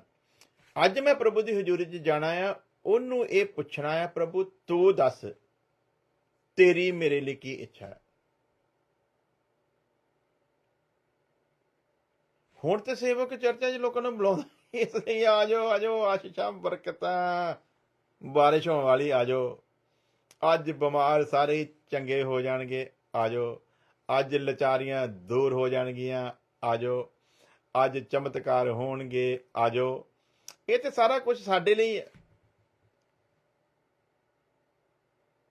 ਇਹ ਅਗਰ ਅਸੀਂ ਇਦਾਂ ਦਾ ਮਾਦਾ ਲੈ ਕੇ ਰੋਸ਼ਨੀ ਦੇ ਵਿੱਚ ਚੱਲਦੇ ਆ, ਤੇ ਫਿਰ ਅੰਧਕਾਰ ਵਿੱਚ ਚੱਲਣ ਵਾਲਿਆਂ 'ਚ ਤੇ ਸਾਡੇ ਵਿੱਚ ਫਰਕ ਕੀ ਆ? ਚਾਦਰ ਚੜਾਉਣ ਵਾਲੇ ਦਾ ਜੀਵਨ ਵੀ ਇਦਾਂ ਦਾ ਹੀ, ਦੀਵਾ ਜਗਾਉਣ ਵਾਲੇ ਦਾ ਜੀਵਨ ਵੀ ਇਦਾਂ ਦਾ ਹੀ, ਰਿੜ ਰਿੜ ਕੇ ਤੇ ਪਹਾੜਾਂ ਉੱਤੇ ਜਾਣ ਵਾਲੇ ਦਾ ਜੀਵਨ ਵੀ ਇਦਾਂ ਦਾ ਹੀ, ਤੇ ਮਸੀਤ ਦੇ ਵਿੱਚ ਜਾਣ ਵਾਲੇ ਦਾ ਜੀਵਨ ਵੀ ਉਦਾਂ ਦਾ ਹੀ, ਤੇ ਗੁਰਦੁਆਰੇ ਵਿੱਚ ਜਾਣ ਵਾਲੇ ਦਾ ਜੀਵਨ ਵੀ ਉਦਾਂ ਦਾ ਹੀ, ਮੰਦਰ ਦੇ ਟੱਲ ਵਜਾਉਣ ਵਾਲੇ ਦਾ ਜੀਵਨ ਵੀ ਉਦਾਂ ਦਾ ਹੀ, ਤੇ ਚਰਚ ਦੇ ਟੱਲ ਵਜਾਉਣ ਵਾਲੇ ਦਾ ਜੀਵਨ ਵੀ ਉਦਾਂ ਦਾ ਹੀ। ਤੇ ਫਿਰ ਫਰਕ ਕਿੱਥੇ? ਰੌਸ਼ਨੀ ਦੀ ਸੰਤਾਨ ਤੇ ਅੰਧਕਾਰ ਦੀ ਸੰਤਾਨ ਦੇ ਵਿੱਚ ਫਿਰ ਫਰਕ ਕਿੱਥੇ? ਰੌਸ਼ਨੀ ਦੀ ਸੰਤਾਨ ਅੰਧਕਾਰ ਦੀ ਸੰਤਾਨ ਦੇ ਨਾਲੋਂ ਅਲੱਗ ਤੇ ਦਿਸੇ ਨਾ ਕਿਸੇ ਚੀਜ਼ ਦੇ ਵਿੱਚ ਤੇ ਅਲੱਗ ਦਿਸੇ। ਵਿਚਾਰਾ ਪਾਸਟਰ ਭੁੱਖਾ ਵੀ ਰਹਿੰਦਾ, ਰੋਜ਼ਾ ਵੀ ਰੱਖਦਾ, ਤੇ ਉਹਦੇ ਵਿੱਚ ਉਹਦੀ ਪ੍ਰਾਰਥਨਾ ਦਾ ਵਿਸ਼ਾ ਕੀ ਹੁੰਦਾ? ਪ੍ਰਭੂ ਜੀ ਐਤਵਾਰ ਨੂੰ ਤੇਰੇ ਪੁਲਪਟ ਤੇ ਖੜੇ ਹੋਣਾ ਆ, ਤੇ ਬਸ ਚਮਤਕਾਰਾਂ ਦੀ ਬਾਰਿਸ਼ ਹੋ ਜਾਵੇ, ਲੋਕਾਂ ਨੂੰ ਆਸ਼ੀਸ਼ਾਂ ਬਰਕਤਾਂ ਮਿਲ ਜਾਣ, ਲੋਕਾਂ ਨੂੰ ਚੰਗਿਆਈਆਂ ਪ੍ਰਦਾਨ ਹੋ ਜਾਣ, ਲੋਕਾਂ ਦੇ ਵੀਜ਼ੇ ਲੱਗ ਜਾਣ, ਲੋਕਾਂ ਦੀਆਂ ਕੋਠੀਆਂ ਬੰਗਲੇ ਪੈ ਜਾਣ। ਆਹ ਕੁਛ ਕੀ ਸਾਨੂੰ ਨਵਾਂ ਜਨਮ ਇਸੇ ਲਈ ਮਿਲਿਆ ਕਿ ਅਸੀਂ ਇਹਨਾਂ ਚੀਜ਼ਾਂ ਦੇ ਖੋਜੀ ਹੋਈਏ, ਜਾਂ ਕਿ ਨਵਾਂ ਜੀਵਨ ਸਾਨੂੰ ਇਸ ਲਈ ਮਿਲਿਆ ਕਿ ਅਸੀਂ ਉਸ ਪ੍ਰਭੂ ਦੀ ਗੱਲ ਦੇ ਉੱਤੇ ਵਿਸ਼ੇਸ਼ ਧਿਆਨ ਦਈਏ ਜਿਹੜਾ ਸਾਡੇ ਨਾਲ ਵਾਅਦਾ ਕਰਕੇ ਗਿਆ, ਮੈਂ ਜਾਂਦਾ ਤਾਂ ਕਿ ਤੁਹਾਡੇ ਲਈ ਜਗ੍ਹਾ ਤਿਆਰ ਕਰਾਂ, ਤੇ ਮੈਂ ਫਿਰ ਮੁੜ ਕੇ ਆਵਾਂਗਾ, ਤੁਹਾਨੂੰ ਆਪਣੇ ਨਾਲ ਲੈ ਜਾਵਾਂਗਾ, ਤਾਂ ਕਿ ਜਿੱਥੇ ਮੈਂ ਹਾਂ ਉੱਥੇ ਤੁਸੀਂ ਵੀ ਹੋਵੋ। ਤੇ ਜਿਹਨਾਂ ਨੂੰ ਇਹ ਗੱਲ ਸਮਝ ਆ ਗਈ, ਉਹਨਾਂ ਦੇ ਵਿਖੇ ਹਰ ਵਾਰ ਅਸੀਂ ਕਹਿੰਦੇ ਹਾਂ ਕਿ ਸੰਤ ਪਲੂਸ ਕਹਿੰਦਾ, ਬੜੇ ਦੁੱਖ ਸਹਿ ਸਹਿ ਕੇ ਅਸੀਂ ਉਹਦੀ ਬਾਦਸ਼ਾਹਤ ਦੇ ਵਿੱਚ ਦਾਖਲ ਹੋਣਾ। ਅੱਜ ਸਾਨੂੰ ਸਿਖਾਇਆ ਜਾ ਰਿਹਾ ਰੌਸ਼ਨੀ ਵਿੱਚ ਆਇਆਂ ਨੂੰ ਕਿ ਆਪਾਂ ਤੇ ਵੱਡੇ ਵੱਡੇ ਮਹਿਲਾਂ ਦੇ ਵਿੱਚ ਰਹਿ ਕੇ ਉਹਦੇ ਰਾਜ 'ਚ ਦਾਖਲ ਹੋਣਾ। ਅੱਜ ਰੌਸ਼ਨੀ 'ਚ ਆਇਆਂ ਨੂੰ ਸਿਖਾਇਆ ਜਾ ਰਿਹਾ ਹੈ ਕਿ ਆਪਾਂ ਤੇ ਬੈਂਕ ਬੈਲੈਂਸ ਭਰ ਭਰ ਕੇ ਉਹਦੇ ਰਾਜ 'ਚ ਦਾਖਲ ਹੋਣਾ।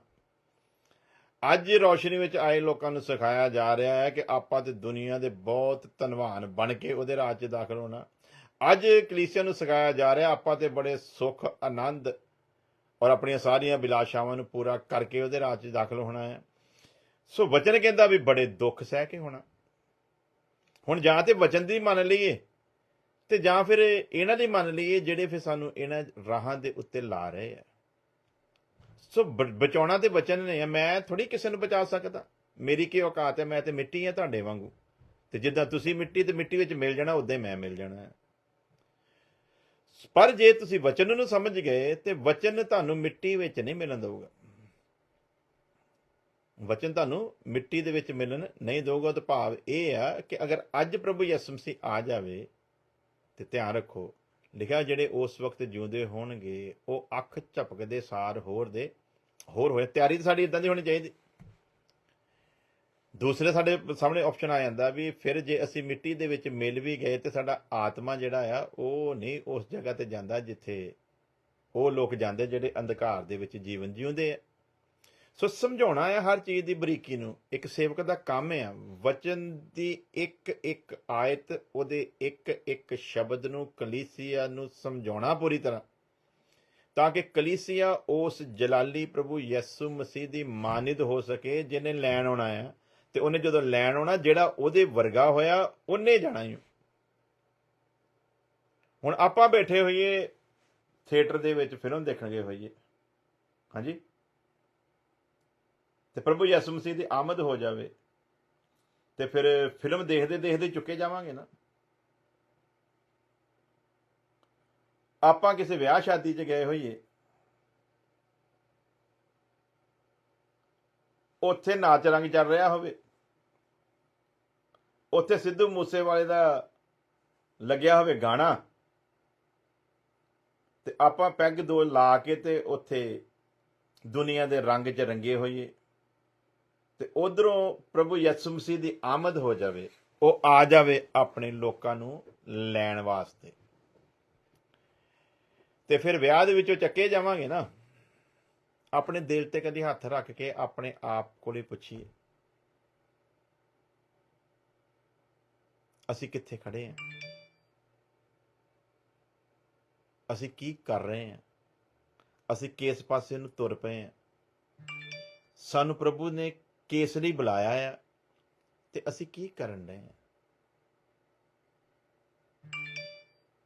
ਸੋ ਪਿਆਰੇ ਜੀਜੋ, ਵਾਅਦਾ ਕਰਨ ਵਾਲਾ ਵਫਾਦਾਰ ਆ ਤੇ ਕਹਿ ਕੇ ਮੁੱਕਰਦਾ ਨਹੀਂ।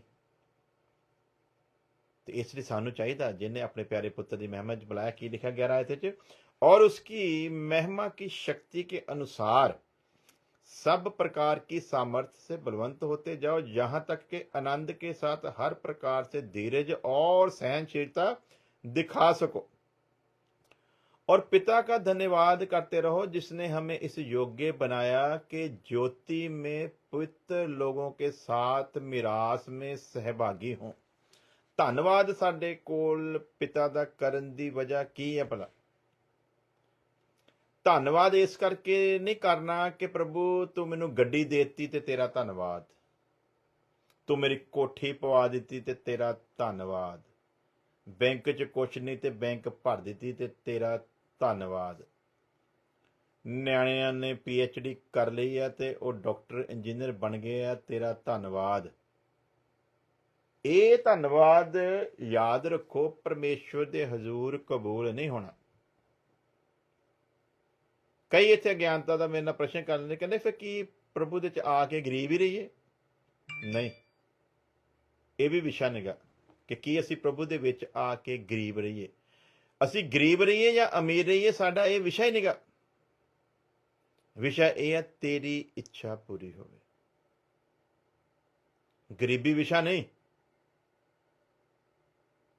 ਗਰੀਬ ਰਹਿਣਾ ਵਿਸ਼ਾ ਨਹੀਂ, ਅਮੀਰੀ ਵਿਸ਼ਾ ਨਹੀਂ, ਅਮੀਰ ਹੋਣਾ ਵੀ ਵਿਸ਼ਾ ਨਹੀਂ, ਬਲਕਿ ਵਚਨ ਕੀ ਸਿਖਾਉਂਦਾ ਆ ਕਿ ਤੇਰੀ ਇੱਛਾ ਪੂਰੀ ਹੋਵੇ।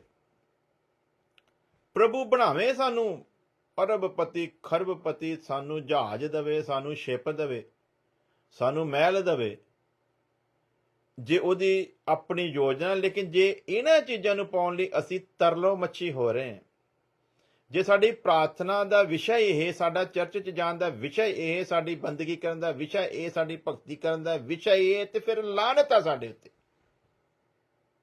ਸਾਡਾ ਵਿਸ਼ਾ ਇਹ ਨਹੀਂ, ਸਾਡਾ ਵਿਸ਼ਾ ਉਹਦੇ ਧਰਮ ਤੇ ਰਾਜ ਦੀ ਖੋਜ ਕਰਨਾ ਹੈ। ਉਹਨੇ ਕਿਵੇਂ ਰੱਖਣਾ ਹੈ, ਕਿਵੇਂ ਸਾਡੀ ਜ਼ਰੂਰਤ ਨੂੰ ਪੂਰਾ ਕਰਨਾ, ਇਹ ਉਹਦਾ ਵਿਸ਼ਾ ਹੈ। ਏਲੀਜਾ ਦਾ ਵਿਸ਼ਾ ਨਹੀਂ ਕਿ ਮੈਂ ਆਪ ਹੀ ਕਿਤੇ ਕਹਿ ਕੇ ਤੇ ਨਹੀਂ ਫਸ ਗਿਆ, ਇਹ ਏਲੀਜਾ ਦਾ ਵਿਸ਼ਾ ਨਹੀਂ। ਏਲੀਜਾ ਨੂੰ ਇਹ ਸੋਚਣ ਦੀ ਲੋੜ ਨਹੀਂ ਕਿ ਮੈਂ ਆਪ ਹੀ ਕਹਿ ਦਿੱਤਾ ਕਿ ਮੇਰੇ ਸ਼ਬਦ ਤੋਂ ਬਿਨਾਂ ਨਾ ਬਾਰਿਸ਼ ਹੋਵੇਗੀ, ਨਾ ਔਂਸ ਦੀ ਇੱਕ ਬੂੰਦ ਪਵੇਗੀ, ਮੈਂ ਕਿੱਥੇ ਰਹਿਣਾ। ਏਲੀ ਦਾ ਵਿਸ਼ਾ ਨਹੀਂ।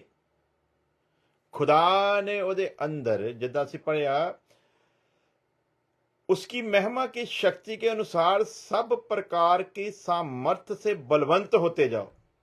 ਉਹ ਜਿਹੜਾ ਸਾਮਰਥ ਦੇ ਨਾਲ ਬਲਵੰਤ ਹੈ ਨਾ, ਉਹਦੇ ਮਨ ਦੇ ਵਿੱਚ ਪਵਿੱਤਰ ਆਤਮਾ ਨੇ ਪਾਇਆ, ਕਹਿ ਦੇ ਬਾਦਸ਼ਾਹ ਦੇ ਸਾਹਮਣੇ, ਤੇ ਉਹਨੇ ਕਹਿ ਦਿੱਤਾ। ਮੰਨ ਕੇ ਚਲੋ ਪ੍ਰਭੂ ਦਾ ਆਤਮਾ ਮੈਨੂੰ ਕਵੇ ਕਿ ਨਿਊਯਾਰਕ ਦੇ ਮੇਅਰ ਨੂੰ ਕਹਿ ਦੇ ਕਿ ਸਵੇਰੇ ਨਿਊਯਾਰਕ ਸ਼ਹਿਰ ਡੁੱਬਣ ਵਾਲਾ ਹੈ, ਇਹਨੇ ਡੁੱਬ ਜਾਣਾ। ਹੁਣ ਜੇ ਪ੍ਰਭੂ ਨੇ ਮੈਨੂੰ ਕਿਹਾ ਕਿ ਕਹਿ ਦੇ, ਤੇ ਮੇਰਾ ਫਰਜ਼ ਕੀ ਬਣਦਾ? ਮੈਂ ਕਹਿ ਦੇਵਾਂ ਵੀ ਭਾਈ ਨਿਊਯਾਰਕ ਸ਼ਹਿਰ ਸਵੇਰੇ ਡੁੱਬ ਜਾਣਾ। ਹੁਣ ਮੈਂ ਵੀ ਤਾਂ ਨਿਊਯਾਰਕ ਦੇ ਵਿੱਚ ਹੀ ਰਹਿ ਰਿਹਾ, ਤੇ ਮੇਰੇ ਲਈ ਇਹ ਵਿਸ਼ਾ ਨਹੀਂ ਪ੍ਰਭੂ। ਤੂੰ ਕਹਿ ਰਿਹਾ ਆ ਕਿ ਨਿਊਯਾਰਕ ਸ਼ਹਿਰ ਸਵੇਰੇ ਡੁੱਬ ਜਾਵੇ, ਤੇ ਜਾ ਕੇ ਕਹਿ ਦੇ, ਤੇ ਮੈਂ ਕਹਿ ਦਿੰਦਾ। ਮੈਂ ਕਿੱਥੇ ਰਹਿਣਾ? ਕੀ ਤੂੰ ਇਸ ਸ਼ਹਿਰ ਦੇ ਨਾਲ ਮੈਨੂੰ ਵੀ ਡੁਬਾਉਣ ਵਾਲਾ? ਮੈਂ ਕਿੱਥੇ ਜਾਵਾਂ? ਮੇਰਾ ਇਹ ਸਵਾਲ ਨਹੀਂ ਹੋਣਾ ਚਾਹੀਦਾ। ਜਿਹੜਾ ਰੌਸ਼ਨੀ ਦੇ ਵਿੱਚ ਆ, ਉਹਦਾ ਇਹ ਸਵਾਲ ਨਹੀਂ ਕਿ ਮੇਰੇ ਬਾਰੇ ਕੀ ਸੋਚਿਆ। ਜਦੋਂ ਅਸੀਂ ਇਹ ਸ਼ਬਦ ਦਾ ਸਹਾਰਾ ਲੈ ਲੈਣਾ, ਪ੍ਰਭੂ ਮੇਰੇ ਬਾਰੇ ਕੀ ਸੋਚਿਆ, ਸਮਝ ਲਓ ਨਵਾਂ ਜਨਮ ਪਾਇਆ ਹੀ ਨਹੀਂਗਾ। ਨਵੇਂ ਜਨਮ ਦਾ ਫਿਰ ਗਿਆਨ ਹੀ ਨਹੀਂਗਾ, ਜਦੋਂ ਅਸੀਂ ਇਹ ਸਵਾਲ ਕਰਤਾ ਕਿ ਮੇਰੇ ਬਾਰੇ ਕੀ ਸੋਚਿਆ। ਉਹਨੇ ਮੇਰੇ ਬਾਰੇ ਕੀ ਸੋਚਿਆ, ਇਹ ਸੋਚਣਾ ਮੇਰਾ ਵਿਸ਼ਾ ਨਹੀਂ। ਉਹਨੇ ਮੈਨੂੰ ਕੀ ਕਿਹਾ ਆ, ਉਹ ਕਹਿਣਾ ਮੇਰਾ ਵਿਸ਼ਾ ਹੈ। ਜੋ ਕਹਿ ਦਿੰਦਾ ਕਿ ਕਹਿ ਦੇ, ਤੇ ਕਹਿ ਦੇਣਾ ਹੈ, ਬਸ ਦੈਟਸ ਇਟ। ਏਲੀਜਾ ਨੂੰ ਕਿਹਾ, ਉਹਨੇ ਕਹਿ ਦਿੱਤਾ, ਬਾਦਸ਼ਾਹ ਮੇਰੇ ਸ਼ਬਦ ਤੋਂ ਬਿਨਾ ਨਾ ਬਾਰਿਸ਼ ਹੋਵੇਗੀ ਤੇ ਨਾ ਔਂਸ ਦੀ ਇੱਕ ਬੂੰਦ ਪਵੇਗੀ। ਬਸ ਕਹਿ ਦਿੱਤਾ। ਅੱਗੇ ਹੁਣ ਖੁਦਾ ਹੀ ਏਲੀਜਾ ਨੂੰ ਕਹਿ ਰਿਹਾ, ਇੱਥੋਂ ਉੱਠ, ਜਾ ਕੇ ਨਾਲੇ ਉੱਤੇ ਬੈਠ ਜਾ। ਏਲੀਜਾ ਉੱਠਿਆ, ਨਾਲੇ ਉੱਤੇ ਬੈਠ ਗਿਆ। ਏਲੀਜਾ ਦਾ ਕੋਈ ਸਵਾਲ ਨਹੀਂ, ਨਾਲੇ ਉੱਤੇ ਕਾਹਦੇ ਲਈ ਬਿਠਾਉਣਾ, ਕਿਉਂ ਬਿਠਾਉਣਾ, ਕਿੰਨੀ ਦੇਰ ਬਿਠਾਉਂ, ਜੇ ਉੱਥੋਂ ਵੀ ਪਾਣੀ ਖਤਮ ਹੋ ਗਿਆ ਤੇ ਫਿਰ ਕੀ ਹੋਵੇਗਾ। ਇਹ ਏਲੀਜਾ ਦੀ ਚਿੰਤਾ ਦਾ ਵਿਸ਼ਾ ਨਹੀਂ। ਪਿਆਰੇ ਅਜੀਜ਼ੋ, ਜਿਹਨੇ ਨਵਾਂ ਜਨਮ ਪਾ ਲਿਆ, ਉਹਦੇ ਅੰਦਰ ਇਹ ਚਿੰਤਾ ਦੇ ਵਿਸ਼ੇ ਨਹੀਂ ਕਿ ਮੇਰਾ ਕੀ ਬਣੂ, ਮੇਰਾ ਕੀ ਹਾਲ ਹੋ, ਮੇਰੇ ਨਾਲ ਕੀ ਗੁਜ਼ਰੂਗਾ। ਇਹ ਵਿਸ਼ਾ ਨਹੀਂ, ਇਹ ਵਿਸ਼ਾ ਨਹੀਂ। ਕਿਉਂ? ਕਿਉਂਕਿ ਉਹਨੇ ਲਿਖ ਕੇ ਦਿੱਤਾ, ਜੰਗਲ ਦੇ ਵਿੱਚ ਸ਼ੇਰ ਦੀ ਸੰਤਾਨ ਨੂੰ ਕਮੀ ਹੋ ਸਕਦੀ ਹੈ, ਸ਼ੇਰ ਦੀ ਸੰਤਾਨ ਨੂੰ ਘਟੀ ਹੋ ਸਕਦੀ ਹੈ, ਪਰ ਮੇਰੇ ਤਾਲਬਾਂ ਨੂੰ ਕਿਸੇ ਚੀਜ਼ ਦੀ ਥੋੜ ਨਹੀਂ ਹੋਵੇਗੀ। ਤੇ ਸਾਨੂੰ ਉਹਦੇ ਵਚਨ ਦੇ ਉੱਤੇ ਇਹ ਭਰੋਸਾ ਹੋਣਾ ਚਾਹੀਦਾ ਹੈ। ਹੁਣ ਉਹ ਤਾਲਬਾਂ ਨੂੰ ਭੁੱਖੇ ਵੀ ਰੱਖਦਾ ਆ, ਤਾਲਬਾਂ ਨੂੰ ਪਿਆਸੇ ਵੀ ਰੱਖਦਾ ਹੈ, ਤਾਲਬਾਂ ਨੂੰ ਤਕਲੀਫਾਂ ਦੇ ਵਿੱਚੋਂ ਗੁਜ਼ਰਨ ਦਿੰਦਾ ਹੈ। ਤੇ ਹੁਣ ਤਾਲਬ ਕਹਿਣ ਵੀ ਨਾ ਜੀ, ਤੁਸੀਂ ਤੇ ਪ੍ਰਭੂ ਕਿਹਾ ਸੀਗਾ ਕਿ ਜੰਗਲ ਦੇ ਵਿੱਚ ਸ਼ੇਰ ਦੀ ਸੰਤਾਨ ਨੂੰ ਕਮੀ ਹੋ ਸਕਦੀ, ਪਰ ਮੇਰੇ ਤਾਲਬਾਂ ਨੂੰ ਨਹੀਂ, ਤੇ ਕੀ ਹੁਣ ਮੈਂ ਤੇਰਾ ਤਾਲਬ ਨਹੀਂ ਰਿਹਾ? ਜੋ ਕੁਝ ਸੰਤ ਪਲੂਸ ਦੇ ਨਾਲ ਹੁੰਦਾ, ਜੋ ਕੁਝ ਬੀਤਦਾ, ਜੋ ਕੁਝ ਵਾਪਰਦਾ, ਸੰਤ ਪਲੂਸ ਦੀ ਪਿੱਠ ਦੇ ਉੱਤੇ 39 ਕੋੜੇ ਪਹਿਲੀ ਵਾਰ ਵੱਜ ਰਹੇ, ਜਦੋਂ ਕੀ ਕਹਿੰਦਾ ਹੋਊਗਾ ਸੰਤ ਪਲੂਸ? ਪ੍ਰਭੂ ਤੂੰ ਮੈਨੂੰ ਛੱਡ ਦਿੱਤਾ, ਪ੍ਰਭੂ ਤੈਨੂੰ ਮੇਰੀ ਚਿੰਤਾ ਨਹੀਂ, ਪ੍ਰਭੂ ਤੈਨੂੰ ਮੇਰੀ ਫਿਕਰ ਨਹੀਂ। ਆਹ ਵੇਖ, ਇੱਕ ਪੈ ਗਿਆ, ਦੂਜਾ ਰੋਕ ਦੇ। ਆਹ ਵੇਖਣਾ, ਦੂਜਾ ਵੀ ਮਾਰ ਦਿੱਤਾ, ਤੀਜਾ ਰੋਕ ਦੇ। ਕੀ ਸੰਤ ਪਲੂਸ ਨੇ ਇਹੋ ਜਿਹੀ ਕੋਈ ਪ੍ਰਾਰਥਨਾ ਕੀਤੀ? ਕੀ ਸੰਤ ਪਲੂਸ ਨੇ ਇਹ ਸਮਝਿਆ ਕਿ ਹੁਣ ਮੈਂ ਉਹਦਾ ਤਾਲਬ ਨਹੀਂ ਰਿਹਾ, ਤਾਂ ਕਰਕੇ ਮੇਰੇ ਕੋੜੇ ਪੈ ਰਹੇ ਆ? ਨਾ, ਉਸ ਵਕਤ ਸੰਤ ਪਲੂਸ ਹੋਣਾ ਦੇ ਲਈ ਇਹ ਗਰਵ ਦੀ ਗੱਲ ਆ। ਸੰਤ ਪਲੂਸ ਹੋਣਾ ਦੇ ਲਈ ਇਹ ਇੱਕ ਬਹੁਤ ਮਹਿਮਾ ਦਾ ਕਾਰਨ ਹੋ ਰਿਹਾ। ਸੰਤ ਪਲੂਸ ਹੋਣਾ ਦੇ ਅੰਦਰ ਤੇ ਇਹ ਫੀਲਿੰਗ ਆ ਰਹੀ ਹੈ, ਯਾ ਖੁਦਾ ਤੇਰਾ ਧੰਨਵਾਦ, ਤੇਰਾ ਸ਼ੁਕਰ ਹੋਵੇ, ਤੂੰ ਜਿਹਨੇ ਮੇਰੀ ਖਾਤਰ ਆਪਣੀ ਪਿੱਠ ਕੀਤੀ ਸੀ ਨਾ ਕੋੜਿਆਂ ਦੇ ਅੱਗੇ, ਅੱਜ ਤੂੰ ਮੇਰੇ ਉੱਤੇ ਇਹ ਰਹਿਮ ਕੀਤਾ, ਤੇਰੇ ਉਹਨਾਂ ਕੋੜਿਆਂ ਦੇ ਵਿੱਚ ਮੈਂ ਵੀ ਹਿੱਸੇਦਾਰ ਹੋ ਸਕਾਂ। ਜਿਹੜੇ ਕੋੜੇ ਤੂੰ ਮੇਰੀ ਖਾਤਰ ਖਾਦੇ ਸੀਗੇ, ਐ ਖੁਦਾ ਤੇਰਾ ਧੰਨਵਾਦ, ਤੂੰ ਮੈਨੂੰ ਇਸ ਲਾਇਕ ਸਮਝਿਆ ਕਿ ਮੈਂ ਤੇਰੇ ਨਾਮ ਦੇ ਨਿਮਿਤ ਅੱਜ ਉਹ ਕੋੜੇ ਖਾ ਸਕਾਂ। ਤੇ ਕੀ ਸੰਤ ਪਲੂਸ ਹੁਣ ਇਹ ਕਵੇ, ਕੋਲੇ ਪੈਂਦੇ ਹੋਣ ਤੇ ਉਹ ਇਹ ਕਵੇ ਕਿ ਪ੍ਰਭੂ ਕੀ ਮੈਂ ਤੇਰਾ ਤਾਲਬ ਨਹੀਂ ਰਿਹਾ? ਕਹਿੰਦਾ ਭੁੱਖਾਂ ਦੇ ਵਿੱਚ, ਫਾਕਿਆਂ ਦੇ ਵਿੱਚ, ਜੋਖਮਾਂ ਦੇ ਵਿੱਚ, ਜੰਗਲਾਂ ਦੇ ਵਿੱਚ, ਇਹ ਸਭ ਕੁਝ ਕਹਿੰਦਾ ਮੇਰੇ ਜੀਵਨ ਦੇ ਵਿੱਚੋਂ ਦੀ ਗੁਜ਼ਰਿਆ। ਤੇ ਸੰਤ ਪਲੂਸ ਨੂੰ ਵੀ ਪਤਾ ਨਾ ਕਿ ਵਚਨ ਦੇ ਵਿੱਚ ਲਿਖਿਆ, ਜੰਗਲ ਦੇ ਵਿੱਚ ਸ਼ੇਰ ਦੀ ਸੰਤਾਨ ਨੂੰ ਕਮੀ ਹੋ ਸਕਦੀ, ਪਰ ਉਹਦੇ ਤਾਲਬਾਂ ਨੂੰ ਕਿਸੇ ਚੀਜ਼ ਦੀ ਥੋੜ ਨਹੀਂ ਹੋਵੇਗੀ। ਜਦੋਂ ਸੰਤ ਪਲੂਸ ਭੁੱਖ ਦੇ ਨਾਲ ਲੜ ਰਿਹਾ ਆ ਤੇ ਇਹ ਤਾਲਬ ਨੂੰ ਕਮੀ ਨਹੀਂ ਸੀ।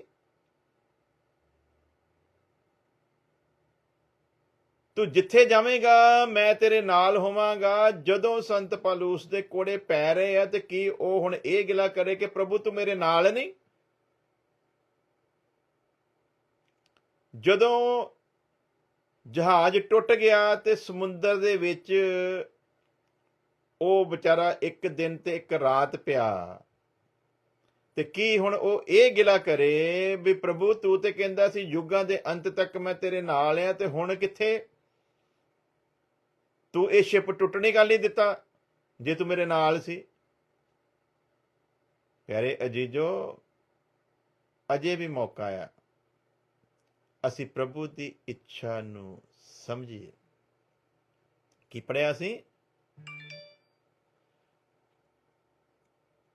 तुम्हारे लिए विनती करते हैं और विनती करने से नहीं चुकते कि तुम सारे आत्मिक ज्ञान और समझ सहित परमेश्वर की इच्छा की पहचान में परिपूर्ण हो जाओ।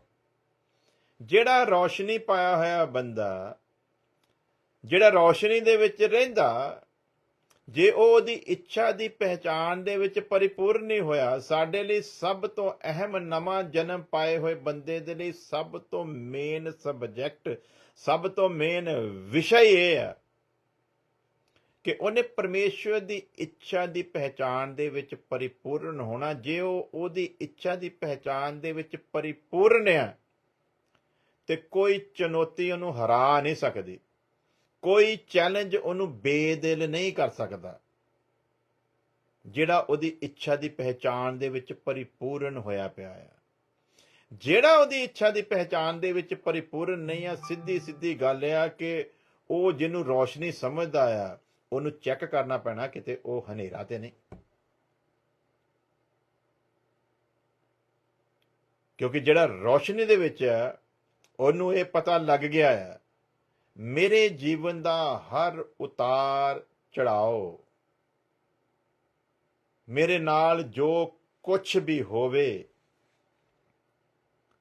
ਉਹ ਉਹਦੀ ਇੱਛਾ ਤੋਂ ਬਿਨਾਂ ਹੋ ਨਹੀਂ ਸਕਦਾ।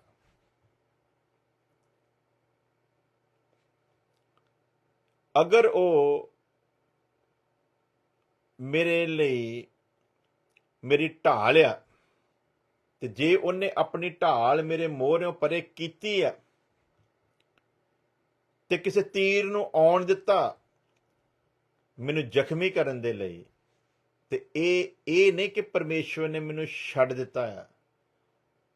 ਹੁਣ ਉਹਦੀ ਇੱਛਾ ਦੇ ਪਹਿਚਾਣ ਦੇ ਵਿੱਚ ਮੈਂ ਪਰਿਪੂਰਨ ਹਾਂ ਕਿ ਨਹੀਂ, ਹੁਣ ਉਸ ਤੀਰ ਦੇ ਜ਼ਖਮ ਨੂੰ ਸਹਿ ਕੇ ਉਹਨੂੰ ਸਿੱਧ ਕਰਨ ਦਾ ਵੇਲਾ ਆ। ਤੇ ਉੱਥੇ ਸਾਡੀ ਹਵਾ ਨਿਕਲ ਜਾਂਦੀ। ਅਸੀਂ ਤਾਂ ਕਹਿੰਦੇ ਪ੍ਰਭੂ ਤੇਰੇ ਵਿੱਚ ਆ ਗਏ ਆ, ਸਾਨੂੰ ਬਸ ਇਸ ਧਰਤੀ ਉੱਤੇ ਤੂੰ ਜਿੰਨੇ ਸਾਹ ਦਿੱਤੇ ਨਾ, ਸਾਡੇ ਕੋਲ ਦੁੱਖ ਤਕਲੀਫ ਆਉਣ ਨਾ ਦੇ, ਗਰੀਬੀ, ਲਾਚਾਰੀ, ਬਿਮਾਰੀ ਆਉਣ ਨਾ ਦੇ। ਇਸ ਧਰਤੀ ਉੱਤੇ ਵੀ ਅਸੀਂ ਐਨ ਮੌਜਾਂ ਮਾਣ ਕੇ ਰਹੀਏ ਤੇ ਤੇਰਾ ਰਾਜ ਵੀ ਸਾਨੂੰ ਪ੍ਰਾਪਤ ਹੋ ਜਾਵੇ। ਤੇ ਫਿਰ ਚੇਤੇ ਰੱਖਿਓ ਯਕੂਬ 4:4, ਜੇਮਸ ਚੈਪਟਰ 4 ਵਰਸ 4, ਜਿਹੜਾ ਇਸ ਸੰਸਾਰ ਦੇ ਨਾਲ ਦੋਸਤੀ ਕਰਦਾ ਹੈ, ਜਿਹੜਾ ਇਸ ਸੰਸਾਰ ਦਾ ਮਿੱਤਰ ਹੋਣਾ ਚਾਹੁੰਦਾ ਹੈ, ਜਿਹੜਾ ਇਸ ਸੰਸਾਰ ਦੀਆਂ ਚੀਜ਼ਾਂ ਦੇ ਮਗਰ ਤਰੋ ਮੱਛੀ ਹੁੰਦਾ ਹੈ, ਲਿਖਿਆ ਉਹ ਪਰਮੇਸ਼ਵਰ ਦਾ ਦੁਸ਼ਮਣ ਹੈ।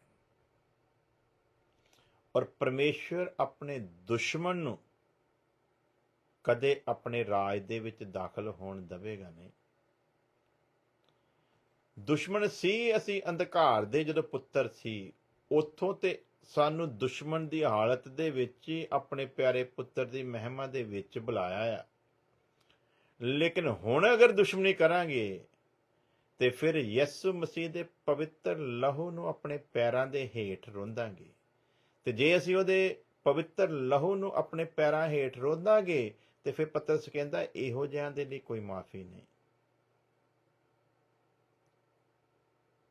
ਸੋ ਰੋਸ਼ਨੀ ਦੇ ਵਿੱਚ ਆ ਕੇ ਸਭ ਕੁਝ ਸਾਫ਼-ਸਾਫ਼ ਦਿਖਾਈ ਦੇਣਾ ਚਾਹੀਦਾ ਆ। ਔਰ ਅਗਰ ਸਭ ਕੁਝ ਸਾਫ਼-ਸਾਫ਼ ਦਿਖਾਈ ਦੇ ਰਿਹਾ ਆ ਤੇ ਸਮਝ ਲਓ ਪਰਮੇਸ਼ਵਰ ਦੀ ਇੱਛਾ ਦੀ ਪਹਿਚਾਨ ਦੇ ਵਿੱਚ ਪਰਿਪੂਰਨ ਹੈ। ਫਿਰ ਅਸੀਂ ਉਹਦੇ ਰਾਜ ਦੇ ਵਿੱਚ ਦਾਖਲ ਹੋਣ ਦੇ ਯੋਗ ਹੋ ਸਕਦੇ ਹਾਂ।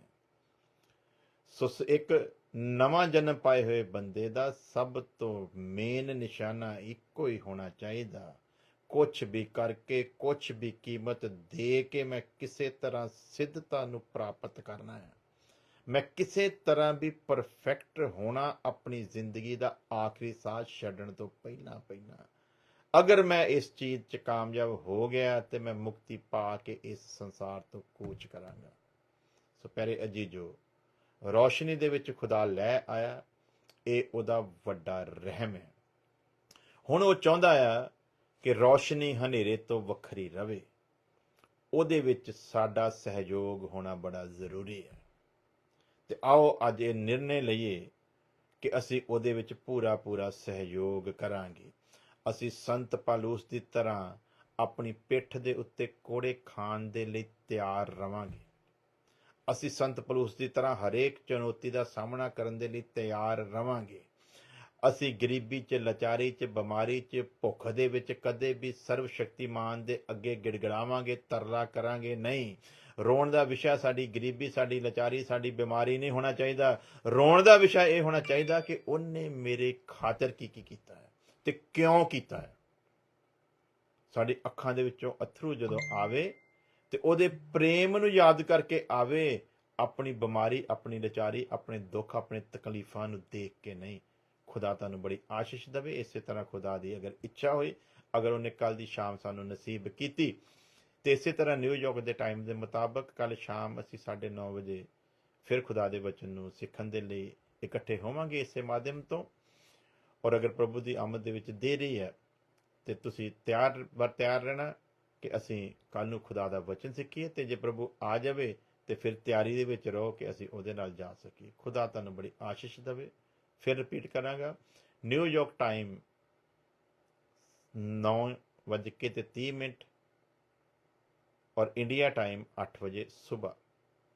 ਫਿਰ ਰਿਪੀਟ ਕਰਦਾ, 9:30 PM New York time and 8 AM Indian time. ਔਰ ਮੈਂ ਕੱਲ ਵੀ ਦੱਸਿਆ ਸੀਗਾ, ਇੱਕ ਦਿਨ ਦਾ ਫਰਕ ਆ ਇੰਡੀਆ ਦੇ ਵਿੱਚ ਤੇ ਇੱਥੇ।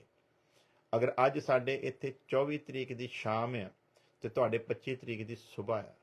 ਅਗਰ ਅੱਜ ਸਾਡੇ ਇੱਥੇ 24 ਤਰੀਕ ਰਾਤ ਦੇ 10 ਵਜੇ ਆ ਤੇ 10:22 ਹੋਏ ਆ ਤੇ ਤੁਹਾਡੇ 1.5 ਘੰਟਾ ਸੁਬਹ ਦਾ ਹਿਸਾਬ ਦੇ ਨਾਲ ਅਗਲਾ ਦਿਨ ਲਾਓ ਤੇ ਪਿੱਛੇ ਆ।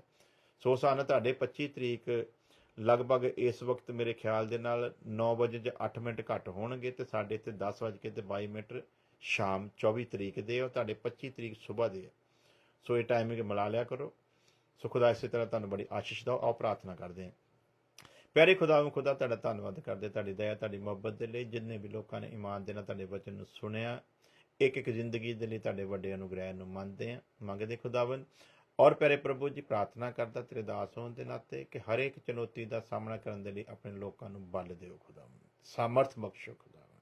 ਔਰ ਜਿੰਨੇ ਵੀ ਲੋਕਾਂ ਨੇ ਪ੍ਰਾਰਥਨਾ ਕਰਨ ਵਾਸਤੇ ਕਿਹਾ, ਇੱਕ ਜ਼ਿੰਦਗੀ ਨੂੰ ਤੇਰੇ ਤਖਤ ਦੇ ਅੱਗੇ ਲੈ ਕੇ ਆਉਣਾ ਔਰ ਤੇਰੇ ਰਹਿਮ ਨੂੰ ਮੰਗ ਲੈਣਾ ਖੁਦਾਵੰਦ। ਜਿੰਨੇ ਲੋਕ ਵੀ ਅੱਗੇ ਇਸ ਆਨਲਾਈਨ ਵਚਨ ਨੂੰ ਖੁਦਾਵੰਦ ਸੋਸ਼ਲ ਮੀਡੀਆ ਦੇ ਦੁਆਰਾ ਸੁਣਨ, ਹਰੇਕ ਜ਼ਿੰਦਗੀ ਦੇ ਲਈ ਤੁਹਾਡੀ ਵੱਡੀ ਕਿਰਪਾ ਨੂੰ ਮੰਗ ਲੈਂਦੇ ਖੁਦਾਵੰਦ। ਤੇਰੇ ਲੋਕ ਯੋਧੇ ਬਣਨ, ਹਰੇਕ ਚੁਣੌਤੀ ਉੱਤੇ ਜੈ ਪਾਉਂਦੇ ਹੋਏ ਤੇਰੇ ਰਾਜ ਦੇ ਅਧਿਕਾਰੀ ਹੋਣ ਖੁਦਾਵੰਦ।